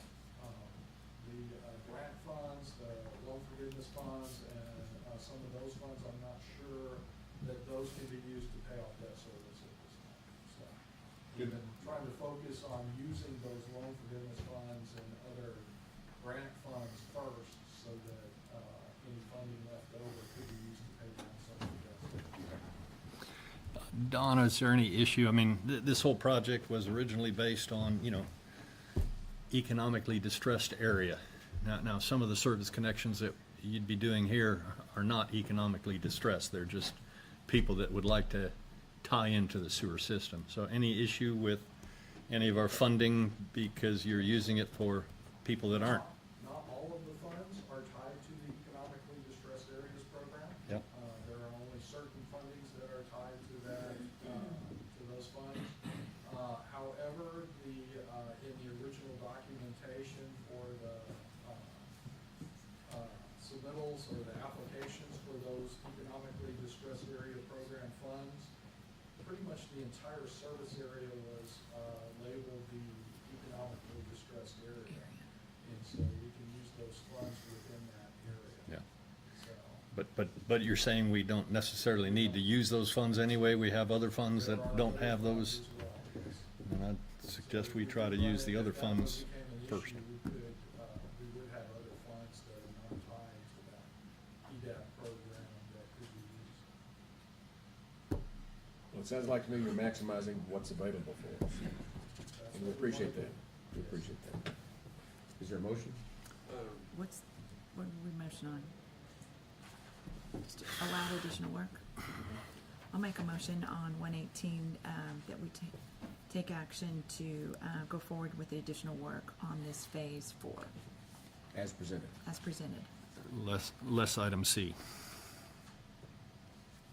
Less the Mockingbird Right. Lane extension? But the Yeah, it's recommendation just was the not one to do he it. recommended, yeah. Okay, well, I just want to be really Yeah. clear.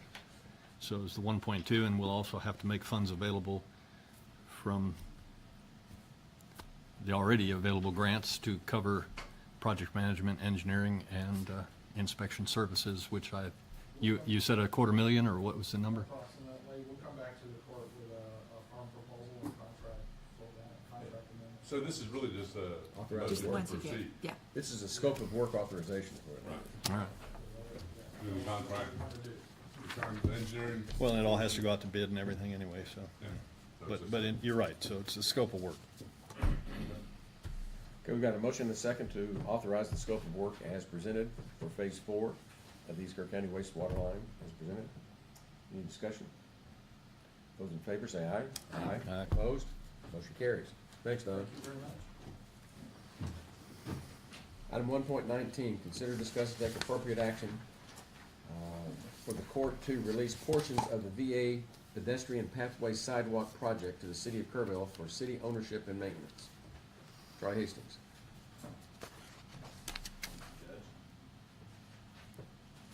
The VA pedestrian pathway sidewalk construction project, which was City of Kerrville project number 23-017, is complete. A final walkthrough was conducted on June 18th, 2024 by the City of Kerrville Engineering Department, and a final acceptance letter was issued on June 24th, 2024. That's Exhibit A of the packet. The project was funded by Kerr County with coronavirus state and local fiscal recovery funds from the U.S. Department of Treasury at a cost of $309,804.25. It was constructed by M&C Fonseca Construction Company, bonded with a 1-year warranty period under Parco National Insurance Company payment bond number HSH Said warranty period shall extend to June 18th, 2025. That's on Exhibit B. A certificate of completion was issued by the county on August the 3rd, 2024. That's Exhibit C. And the portions of the project that are to be released to the city of Kerrville for city ownership and maintenance are depicted on the attached map Exhibit D and are comprised of the following. Approximately 375 linear feet of 10-foot wide concrete sidewalk located on city of Kerrville property adjacent to Kerrville Bryner Park, connecting the existing river trail to the old Legion Crossing Bridge over the Guadalupe River. That's one site. Approximately 980 linear feet of 6-foot wide concrete sidewalk located on city of Kerrville Street right-of-way, beginning at the northeast end of the old Legion Crossing Bridge over the Guadalupe River and running southeast along Riverside Drive. Said Riverside Drive is owned and maintained by the city of Kerrville. And third, approximately 400 linear feet of 6-foot wide concrete sidewalk located in a recreation easement granted by Edward Maldonado to the city of Kerrville as follows. Document number 23-07098. That's Exhibit E. Of the Kerr County land records starting at Riverside Drive and running northeast and southeast to the intersection of State Highway 27 and the Veterans Administration main entrance. The county engineer requests that the court release the aforementioned portions of the VA pedestrian pathway sidewalk project to the city of Kerrville for city ownership and maintenance. This is precinct 2.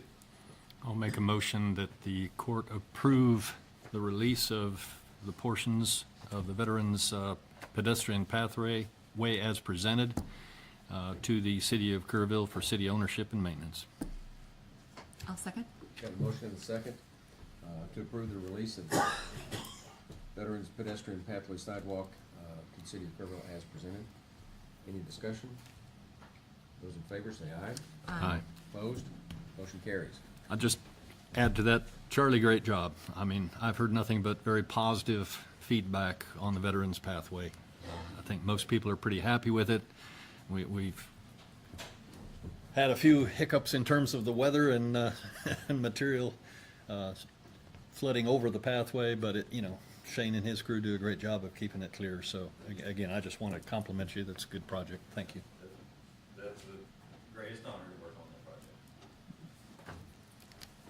Moving on to the next agenda item, which is 1.20, consider, discuss, and take appropriate action to approve a contract with Maxwell Engineering, PLLC.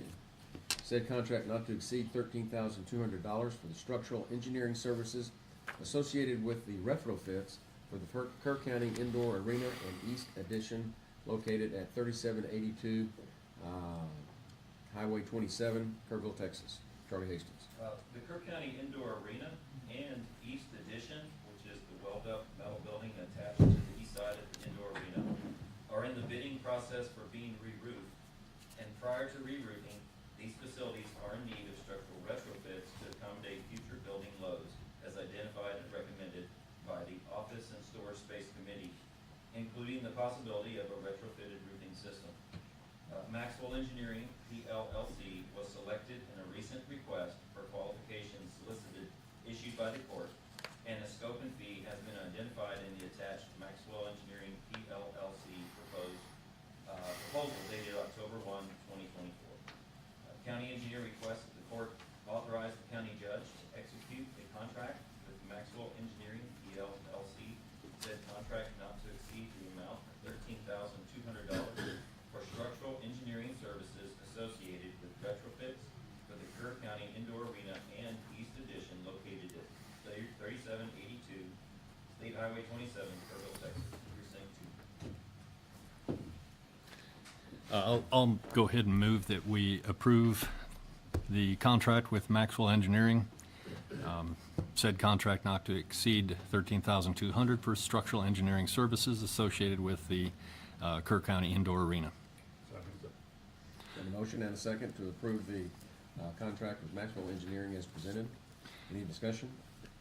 Just, we are also going to need Maxwell engineering services in preparation for additional work at the indoor arena, such as we know that we want to remove the dirt and put in a concrete flooring, and that's exactly, Jim Maxwell is the right person to do the engineering associated with that concrete flooring and incorporating in the MEP work that Keener Engineering will also be providing under that contract when we sign one. So I guess we will need additional services, and, the plan was to award these contracts for a 3-year period with maximums not to exceed. But I'm just kind of curious, how are we going to manage that so that we can use them a little bit later in the year? At the appropriate time, I'd bring another scope and fee, just like this. Okay. Prefer to do the not to exceed. That's fine. Lump sum, that seems to work out. Yeah. I just wanted the court and the public to be aware that there will be additional services required from Maxwell Engineering to enable us to progress with the indoor arena improvements. Any other discussion? Those in favor say aye. Aye. Opposed? Motion carries. Item 1.21, consider, discuss, and take appropriate action regarding a developer's request for the court to accept bond number 0832517 in the amount of $18,750 as financial guarantee for the remaining construction associated with Creekside at Camp Verde Phase 1, and release bond number 0798320 in the amount of $2,666,406, plat file number 22-01280. Mr. Hastings. The final plat for Creekside at Camp Verde Phase 1 was approved by the court on February 14th, 2022. It contains 103 tracts over 5 acres each, with 6 newly constructed private roads and drainage to be maintained by the developer and/or the homeowners association. Since most of the construction has been completed, the developer is requesting a reduction to the amount of financial guarantee from $2,666,406 to $18,750. The developer has submitted bond number 0832517 in the amount of $18,750 as a financial guarantee for the remaining construction, which is establishing vegetation.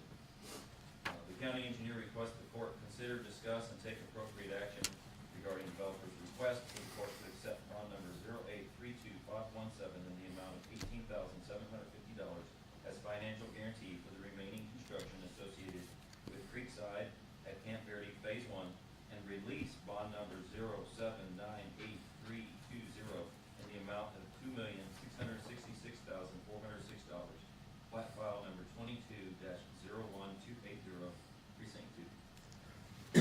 I'll move to approve the developer's request to accept the revisions to his bonds as presented. And release of the other bond. And, releasing the bonds Accept and as presented. Second. We've got a motion to accept and release the bonds as requested and as presented. Any other discussion? Those in favor say aye. Aye. Opposed?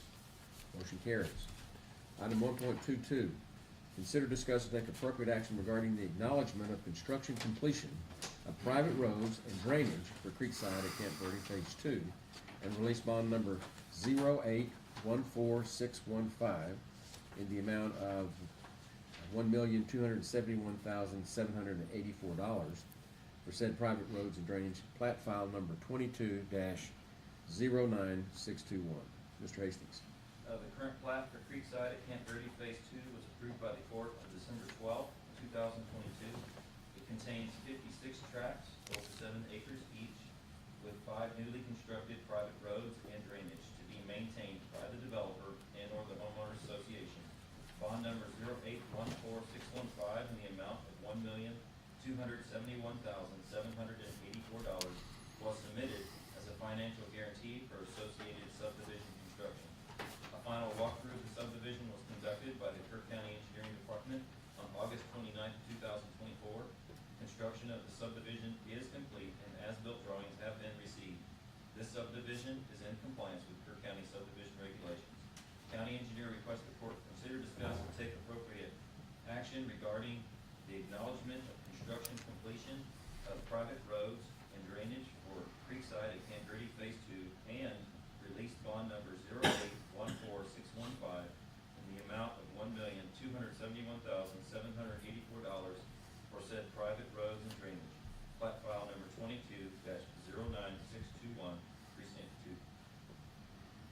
Okay, I move to go ahead and release bond number 0814615 as presented or requested.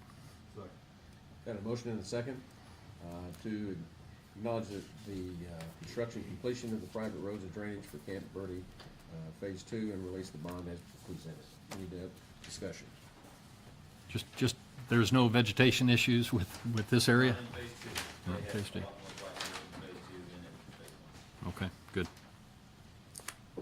Those in favor, say aye. Aye. Opposed? Motion carries. Item 1.23, consider, discuss, and take appropriate action regarding conditional approval of a revision of plat for Hidden Valley Ranch Section 2, Lot 94, with the condition that HGCD, Headwaters Groundwater Conservation District, sign plat pursuant to their requirements that the existing groundwater well be plugged, and authorize the county judge to execute a subdivision construction agreement as required by the model rules, and accept the letter of credit number 472 issued by the Bank and Trust of Del Rio, Texas, in the amount of $35,000 as a financial guarantee for the associated construction improvements of a water main. Mr. Hastings. Judge, this proposal revises lot 94, 6.78 acres as platted into 3 lots to be known as lot 94A, 2.01 acres, lot 94B, 2.75 acres, and lot 94C, 2.00 acres. Each lot will have frontage on Lillian Drive, while lot 94A will have additional frontage on Camino Real. Texas Water Utilities LP, TWU, also known as Southern Hills Public Water System, TWS, is the water service provider and is requiring the existing water line to be extended as noted in the attached water service agreement, which is Appendix M. The model rules require the developer to enter into a subdivision construction agreement, that's Exhibit O, which requires the developer to submit a financial guarantee. Said guarantee is in the form of an irrevocable letter of credit, which is Exhibit P, in the amount of $35,000. There is currently a private groundwater well on the property, which Headwaters Groundwater Conservation District requires to be plugged before they will sign the plat. County engineer requests the court to consider, discuss, and take appropriate action regarding conditional approval of a revision of plat for Hidden Valley Branch, Section 2, Lot 94, with the condition that Headwaters Groundwater Conservation District sign the plat pursuant to their requirement that the existing groundwater well be plugged. And that the court authorizes the county judge to execute a subdivision construction agreement as required by the model rules and accept letter of credit number 472 issued by the Bank and Trust of Del Rio, Texas, in the amount of $35,000 as a financial guarantee for the associated construction improvements of a water main, Volume 4, page 39, precinct 1.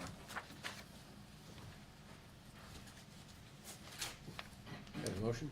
I'll make a motion that we approve item number 123. Second.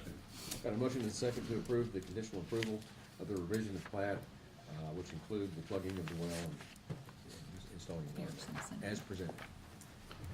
Charlie, how are we getting around the water availability study? I guess we've heard this item several times. We've seen the water availability, so-called water availability study that was presented. So we're not really addressing that. It is addressed. It's addressed fully. How? This is the water availability study, and it followed precisely what the state of Texas said they were supposed to do. I thought that was pretty well contested and debated the last time we heard it. It was, Is there we is there a didn't new understand study it at the that's time. come out, or is it the same study? Here's what we didn't understand when we contested and debated this last time. The model rules require that you follow 30 TAC 230, Certificate of Groundwater Availability for plat, and they did. And within that, it says that if you're expanding, if there's an expansion of an existing or a new water system, site-specific groundwater data shall be developed under 30 TAC 290 D. And those are the rules and regulations for public water systems. So if you're following the model rules and you're gonna develop property and you're being serviced water by a public water system, either you are creating a new public water system, or you're expanding an existing one, then you are to, you shall follow 30 TAC 290D when you're developing the site-specific groundwater data, and they do. And was that clarified and agreed in the recent meeting that was held with the Water Development Board about their rules? I've had conversations with TCEQ about their water rules. And they called and they said, hey, we're concerned about how this is being done. And I said, I'm concerned about your rules. They're following your rules. Exactly. And they said, they got very quiet and said, oh. I said, how long have these rules been in place? Since 1999. So for 25 years, the state of Texas, when they developed those rules, had this provision for public water systems. Yeah. My issue, I don't think the model subdivision rules are appropriate and that they should be modified. You know, this type of subdivision shouldn't be held up because of this called technicality, but you know, this court has an obligation to comply with the law as written, so. We have an obligation to follow TCEQ as well. And TCEQ, I think, trumps this. Well, did they give you that in writing? They gave me their regulations. They're The following the regulations. This plat and the way it was done is precisely the recipe that they give. Precisely. I mean, the model rules say, first go back to TCEQ rules and water code, I guess actually what it is. But, and they're following. So, I mean, you may not like it or you may like it, but it doesn't make any difference if you like it or don't like it. If they're following the rules, they're following the rules. We did point out earlier this year, it was myself, Tom Jones, Chris Childs, to TCEQ. He said, y'all, you realize what your rules are allowing for. And I believe what has happened here is the rules were written in 1999, and I don't think there's anybody that's at TCEQ working there that was working there when they were written in 1999. And it is nuance in the rules that I picked up on. Yeah, I just feel a lot better if they would go ahead and amend these rules and make it a little clearer as to. I suspect that's forthcoming.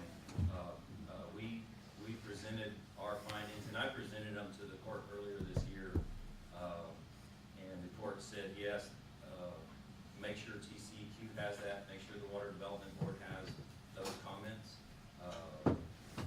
But I think in 1999, when they wrote the rules,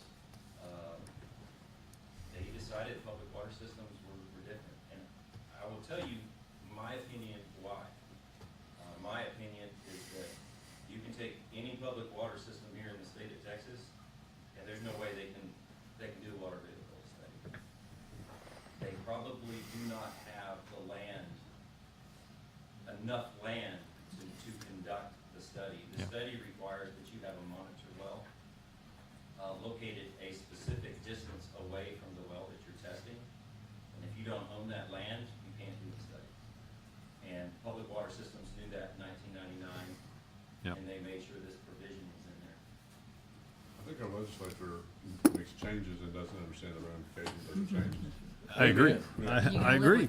I agree. And I would love to see them legislate corrections to this thing to make it more usable and less contradictory. That's the problem. The person to handle that, I mean, I visited with Senator Charles Perry from Lubbock.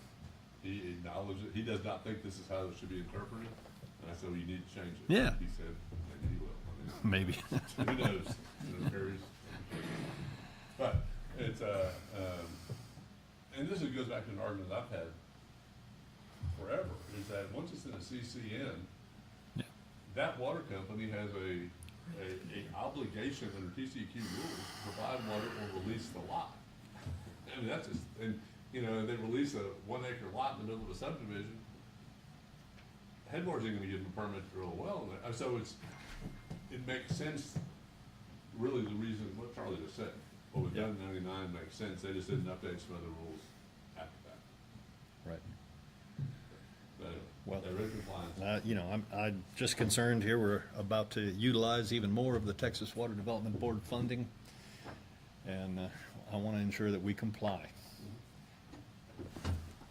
Commissioner-elect Jones, you are probably the most well-versed and read expert on the model subdivision rules and our subdivision regulations. Would you care to Charlie, voice an had a lot of opinion on discussions this? about I mean, this, and we agree there's a hole in the rules. yeah.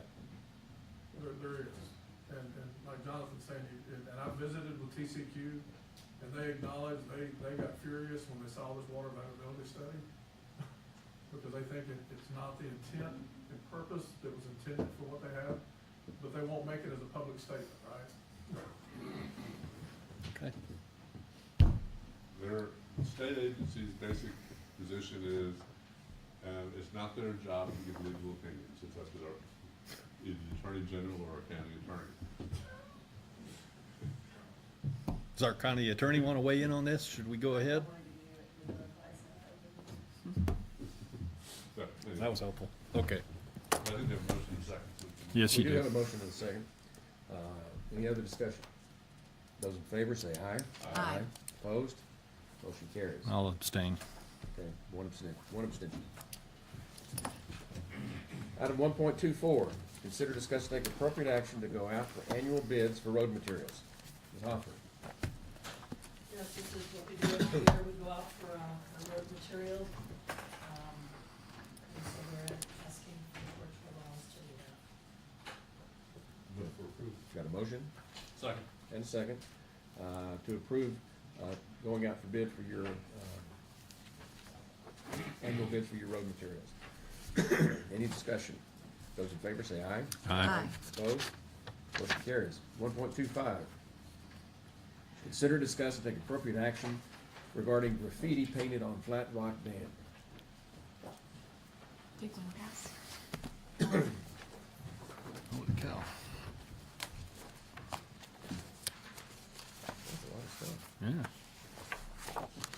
The Road and Bridge Department has received requests on cleaning up graffiti on Flat Rock Dam and also, on Hilltop Road in the Guadalupe Heights area. The Hilltop was a couple years ago, it was in 2021.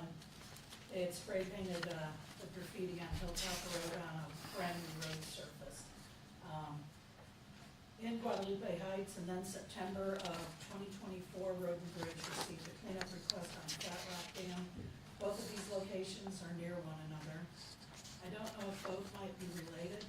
We have also received requests back in 2021 on graffiti cleanup, again at Flat Rock Dam, but I don't have photos or records of this incident.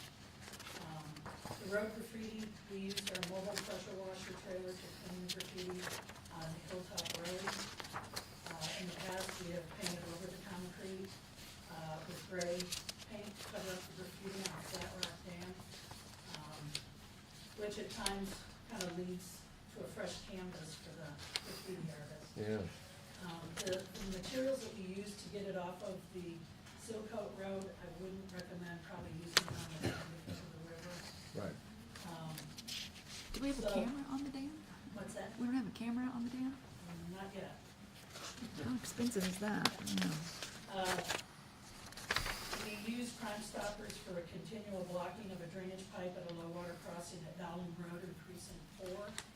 And although we didn't catch the individual across the years, we haven't had it happen again. Maybe Crime Stoppers with an award to who is continually painting on the dam and possibly the same person painting on the road surface of Hilltop Road. Maybe we'll lead to an arrest or a fine. These acts are time-consuming for the Road and Bridge Department and takes us away from our regular duties and costs the taxpayers of Kirk County time and money. At this time, I ask the Commissioners Court to basically as an FYI on what this Crime Stopper Road has been posted. We do have an estimate of about $1,700 to clean this one up, which is the most so far. I did pull, I don't think I have it in backup data on my fines when you do things like this, and it really caught my attention on how hefty, these can get. And, I realize it's not at this location, but you get over $300,000 worth of damage and cleanup costs, it could be life in prison for it. Schools and churches, I think the fines get even worse, but it's a pretty serious thing, and if you look at the pictures, kind of disturbing. Yeah, some of them were very good. Yeah. Some, It's not political. So Lisa Walters, I spoke to her last week, and I've been working with Commissioner Paces on this. Lisa is well aware of this, she's gonna write something up, I'll make sure Commissioner Paces sees the press release, I'll look at it. Yeah. And like I said, we're working with the sheriff's department, and I think they're gonna do some extra patrols, on this. The problem is that the location of this, to access it from, the Guadalupe Heights side, it is a little halfway. yeah, The other side on 173, you would have to get permission from Comanche Trace, which we have to in order to get our Yeah. equipment there, to go and do this. So, yeah. don't know who it is. I, feel like it may be somebody from the Guadalupe Heights area. But like I said, this time, this is a Yeah. lot of graffiti, and very time-consuming Yep. for us. Certainly somebody with a pretty twisted mind, but they're in need of help. Who knows if they're gonna make good on any of the threats? And that's my big concern. Well, my concern is that do we have a motion and a second? Not yet. Okay, I move for approval. What, to approve what? They haven't taken any action yet. Well, It's already on Crime Stoppers, so what would you Is the suggest? ball rolling with Crime Stoppers? Yes, It's on there, so. it's on the But Facebook. we don't know what kind of reward they're offering. Do we? Well, we're really just authorizing remediation actions with regard Right. to Yes, fees. and to make the court aware of this. So that's your motion? Yeah. Okay. And, And who seconded it? We don't really need to, I withdraw the motion. This is all discussion. Well- I thought we had something Okay. in place to go forward. But, I don't know who to ask, the sheriff, county attorney, what, you check these guys, what's the consequences? The Class A misdemeanor. If it's a juvenile, bring them to me. I got the prosecutor sitting right there. Well, Looking at it, it probably is. So, is Well, there it's- fines, restitution? Yeah, Yeah. yeah.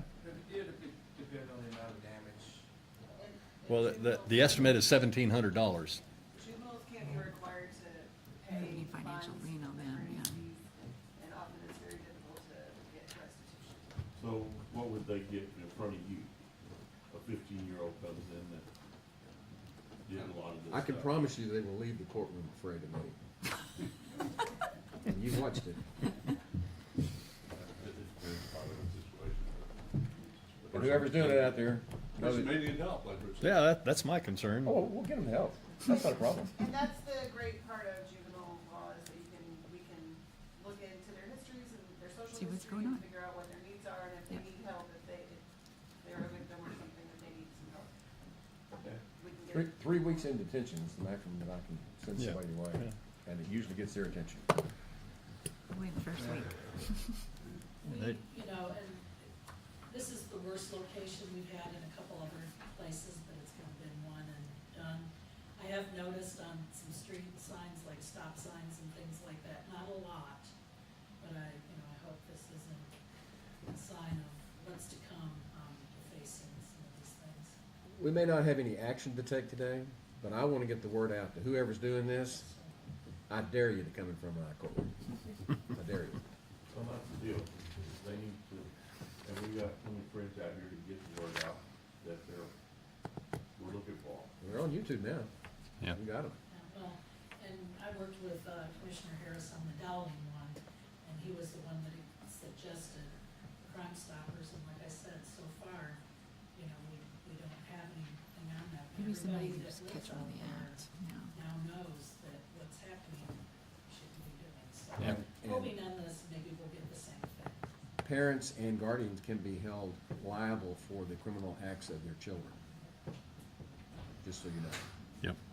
I mean, this is a lot of cans of spray paint, so if anybody is aware that a child is buying a whole bunch of spray paint or disappearing whatever the parents might have bought, Child can't buy it. that's true, they can. Well, somehow they're getting it though, so, because that's a lot of paint.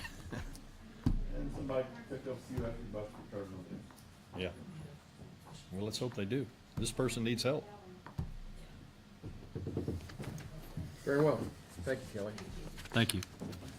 Item 1.26, consider discussion to take appropriate action to approve an interlocal cooperation agreement between Kerr County and Liberty County for jail services. And this is actually to ratify what I've already signed, I think. Move for approval. Got a motion and a second to approve the interlocal cooperation agreement with Liberty County and Kerr County as presented. Long way. It is. Sheriff, when are you going to raise your rate? I mean, now that you have the reputation of being the best jail out of 50, I mean, you know, that ought to be worth some kind of added payment. Next year. Next year. And I say that to be fair to other sheriffs, obviously, to do their budget, they'd be pretty upset with me if I did it right up. In the middle. I understand. We're gonna look real hard at it.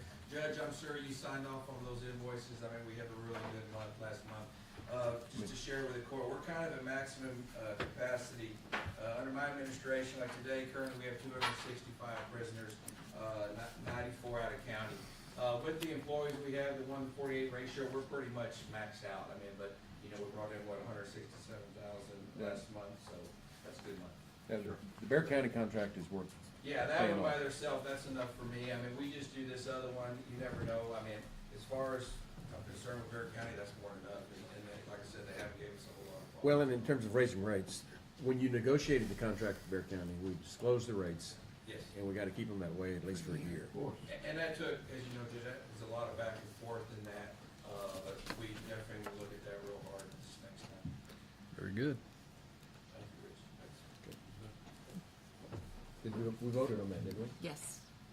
I don't think we did we? Those in favor, No, those in we favor had say a aye. motion. Aye. Aye. Opposed? Yeah, you're right. Motion carries. Item 1.27, consider discuss and take appropriate action to surplace office shares for the county court at law and information technology. Ms. Shelton. Yes, we're asking that you surplus the chairs. I move for approval. I'll second. Got a motion and a second to surplus the chairs as presented. Any discussion? Those in favor say aye. Aye. Opposed? Motion carries. Item 1.28, consider discuss and take appropriate action to offer sheriff radios as trade-in for new property on the same general type per the local government code, section 263.152. Ms. Shelton? Yes, we're asking that you approve the trade. I move for approval. I'll second.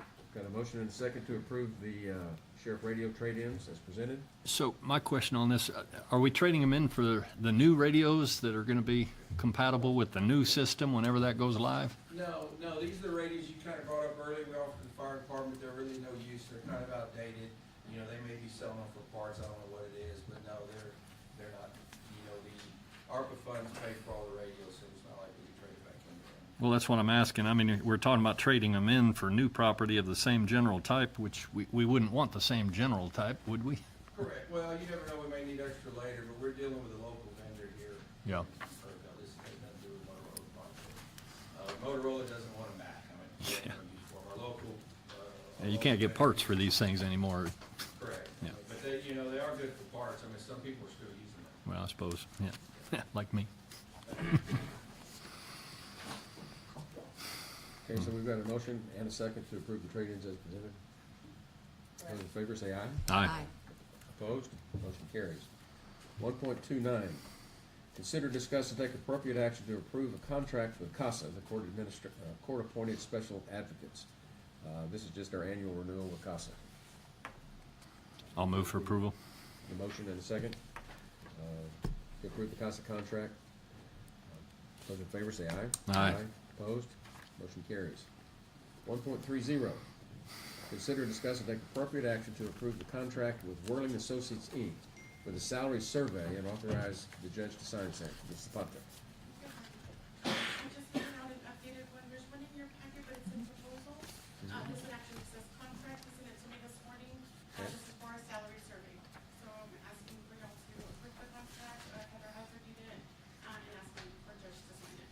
Okay, I'll move to approve the contract with Whirling Associates for the salary survey. I'll second. Got a motion and a second to approve the contract for the salary survey as presented. Any discussion? What is the total?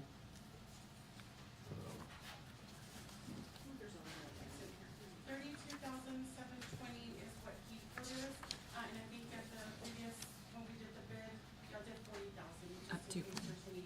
Max, yeah. Yeah, might be some additional I just wanna scope. make sure it fell in there. I saw their It's on page 4. hourly, fees on page 4, but that's just if something else comes up. Okay. Okay, we've got a motion and a second to approve the salary survey contract. Those in favor say aye. Aye. Opposed? Motion carries. Item 1.31, consider, discuss, and take appropriate action to approve the medical expense for an inmate. Ms. Zapata. So it was brought to my attention that we had an inmate who went over the allowed 30,000 in a year for medical expenses. He went over by 13,591.12 cents. So I'm asking the court for approval to pay those bills. He is deceased, but we are still. I move for approval to pay the additional amount. I'll second. 13,500. 13,500? We've got a motion and a second to approve paying the additional medical bills as presented. Any discussion? Those in favor say aye. Aye. Opposed? Motion carries. And then item 1.32, consider, discuss, and take appropriate action to amend the general provisions and rescind court order number 40794. And we're gonna take that in executive session or here? You can take an executive session if you'd like to get some legal advice about it. Okay. Then I'll recall that in executive session. With that, we will move over to the approval agenda. 2.1, budget amendments. There are 2 other items, Judge. One Oh, that yeah, you the can- supplement, I forgot about them. Yeah. 1.33 is consider, discuss, and take appropriate action to ratify and confirm the grant application and grant agreement with the Texas Comptroller of Public Accounts for the Rural Law Enforcement Salary Assistance Program pursuant to Senate Bill 22. Ms. Putnam. Just would like to get permission to ratify and confirm that we did submit the grant, and also gotten a notification that actually we will receive these funds tomorrow. That's even better. Yeah, good news. We have a motion. Have a motion and a second to approve ratifying and confirming the grant application and grant agreement with the Comptroller's Office as presented. Any discussion? Those in favor say aye. Aye. Opposed? Motion carries. And then the next one is an executive session one, right? The next one will be an open session, but Okay. I'm gonna ask that you recall just the one right before Noel's item, because I think we can talk about it in open session. If you guys feel like y'all wanna go into closed session and ask some questions about it. Well, the more we can do in open session, the better. Yeah, that's what I think. So I'll recall item 1.32. Consider, discuss, and take appropriate action to amend the general provisions and rescind court order number 40794. Ms. Zapata. So on the revision that you'll have a copy of in your backup, it was brought to my attention that we didn't have terminology in here to cover how our adjustments are effective when they're approved during the budget process. And so under number 3, which is highlighted yellow, we just added that wording for effective the full pay period after, so it says, wage adjustment increases approved by Commissioners Court during the budget process shall become effective on the pay date of the first full pay period of the new fiscal year. It's the practice we've been doing, we just didn't have it in the general provisions, and we feel like it needs to be in there. I'm gonna turn on my mic, I don't think it helps you guys hear me, but, I think this practice changed probably about 5 years ago during a rewrite of the, I remember. handbook, and that involved HR, Commissioners Court members, auditor, my office. I can't remember if there was anybody else that was involved, but it was recommended by the office that had payroll at the time, and so that change was made back then, and it's been a practice that the court has been following for about 5 years, and the 25 pay periods, the first full pay period after the fiscal year starts is what the Commissioners Court approves in the budget. So, Move for approval. I'll second. And generally, what's at stake is at most a half of a pay period with a new salary increase, whatever it was approved, right? I think so, is that, yeah. Okay, we've got a motion and a second to approve the amendment of the general provisions and to rescind court order number 40794 with regard to wage adjustments as presented. Any discussions? Those in favor say aye. Aye. Opposed? Motion carries. Okay. The item that was an addendum that is requested in executive session, it needs to be an open session because it applies to employees generally, so it can't be in closed session. Okay, so then I will call item 4.2. Consider, discuss, and take appropriate action regarding personnel matter with district clerk's office employee. Yes, ma'am. So, first of all, I would like to thank the Commissioner's Court for giving us a cost of living this year. I'm sure everyone appreciates it, as the cost of everything has increased, so it is gonna help cover some of those costs. But I do have a question as an employee of Kerr County for over 23 years, as to how every process has changed over the last 5 years from previous payments of our pay. I don't know how it got changed or when it got changed, but we were receiving 26 full pay days with pay being prorated between old pay and new pay. And 5 years ago, that changed. So this year, we are getting paid for almost half the pay period at the old rate, half the pay period at the new rate. So I'd like to ask the same question that I asked other people. I asked my supervisor, I asked HR, I asked the county attorney's office, and I have yet to get an answer. And Heather kind of explained it, but not fully. I'm curious as to the legality of how our pay can be calculated at the old rate when part of our pay period is within the new fiscal year, when every order has stated that COLA is to become effective the fiscal year.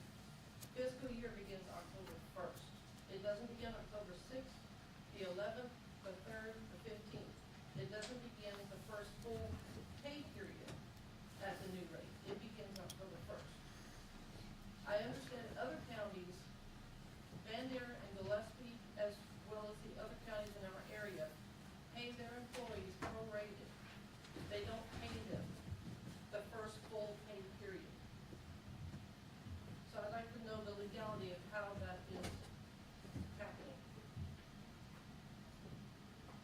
I can't answer to the legality, that may be an executive That's the session. county attorney I question. responded to Terry last week that this was what the Commissioners Court adopted. It was 25 full pay periods. This is what you adopted in your budget. So that's how the budget was created and adopted by this court. And so, that's the answer to that question. But also, at the time, 5 years ago, during the meetings that we were having about the employee handbook, the department, the HR department that was in place at the time made this request so that it would be easier to calculate over 300 employees increases for their office. Simplified. It was If this is simplified. something that needs to be corrected, we need to correct it. How was it not simplified 5 years ago? They I were doing didn't- it then. They I asked went- for it. I went back to 2013, and every year there were 26 pay periods, and it was prorated between old and new pay. 5 years ago, it started being calculated at 25 and 1. And I'm not sure who changed that, why, because the level of transparency is just not there. And it is now. Yeah, we need to correct it. That is after we got paid Friday.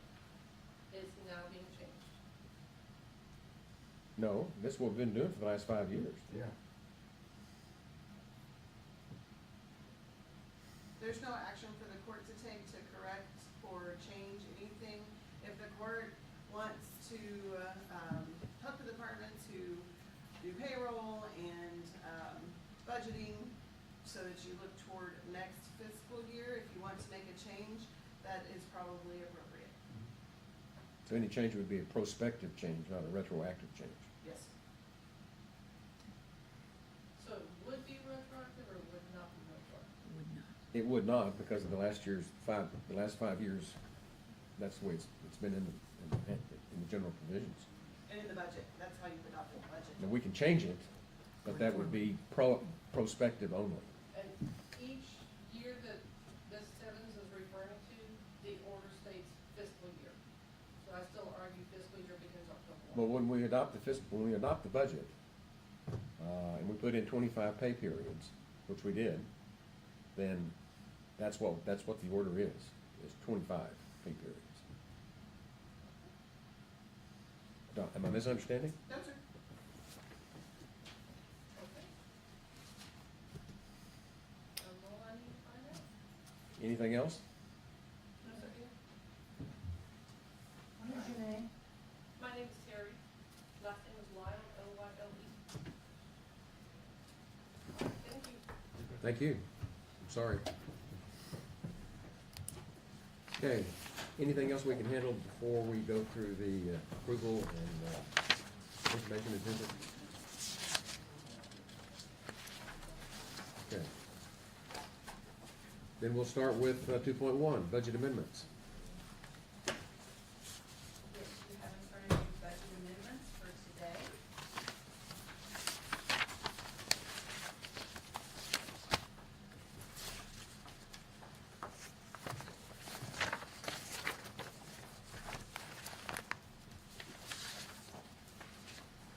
Do we have a motion? I'm still getting there. Got a motion and a second to approve the budget amendments as presented. I'll second. Did you already get it? Sorry. Yeah, okay. You're thinking. Any discussion? Those in favor say aye. Aye. Aye. Opposed? Motion carries. 2.2, bill pay. Yes, invoices for today's consideration amount to $1,505,253.29. Move for approval. Second. We got a motion and a second to approve paying the bills as presented. Any discussion? Those in favor say aye. Aye. Aye. Opposed? Motion carries. Late bills, 2.3. Yes, we have a couple of late bills today, and bills of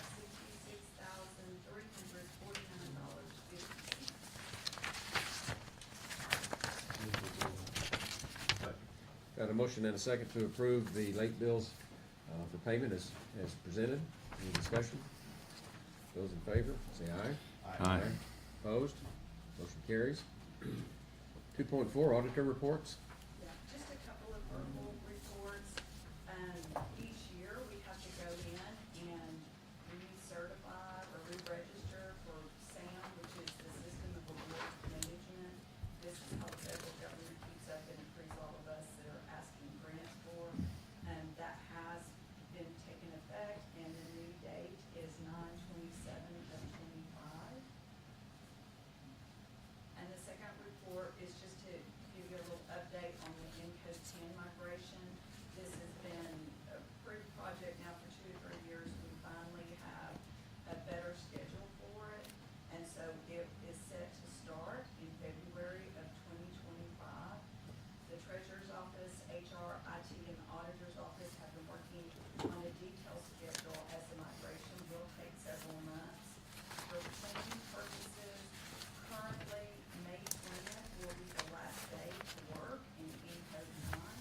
There will not be any access in Encode until Tuesday on May 27th. And one of those reasons is that Monday's a holiday. And so Encode will be updated, and Tyler Tech will be coming in to update and all the financials of that thing. And training on Encode 10 for timesheets, purchase orders, and reports will take place in March and April. Okay, we have a motion to approve these auditor reports. So moved. All right, I'll second. We got a motion and a second to approve the auditor reports as presented. Any discussion? Those in favor say aye. Aye. Opposed? Motion carries. 2.5, monthly reports. Yes, for August 2024 monthly report, County Treasurer Tracy Sullivan. Veteran Service Office, Director Jim Sanchez, Justice of the Peace, Judge Bill Ragsdale, Precinct 4, September 2024, payroll approval, Attorney Treasurer Tracy Sullivan, Constable Tommy Rodriguez, Precinct 1, Kyle Snyder, Precinct 2, Paul Gonzalez, Precinct 3, Brad Ryder, Precinct 4, Justice of the Peace, Judge Mitzi French, Precinct 1, Judge J.R. Horn, Precinct 2, Judge Kathy Mitchell, Precinct 3, Judge Bill Ragsdale, Precinct 4, Auditor's Office, Tammy Shelton, County Auditor, District Clerk, Dawn Lance, District Clerk. I move for approval. Second. Got a motion and a second to approve the monthly reports as presented. Any discussion? Those in favor say aye. Aye. Opposed? Motion carries. 2.6, core orders. We have core orders from our September 27th meetings, 40872 to 40904. I recommend a slight change to core order 40879. It's related to the public services contract. It originally read execute contracts with the public services for county facilities. I think we should add the word authorize county judge to execute contracts. And then on October 7th, there's core orders 40905. That one modification, I recommend for approval. So moved. Second. Got a motion and a second to approve the court orders as revised. Any question? Discussion? Those in favor say aye. Aye. Opposed? Motion carries. Information agenda. 3.1, status reports from department heads. Yes, sir.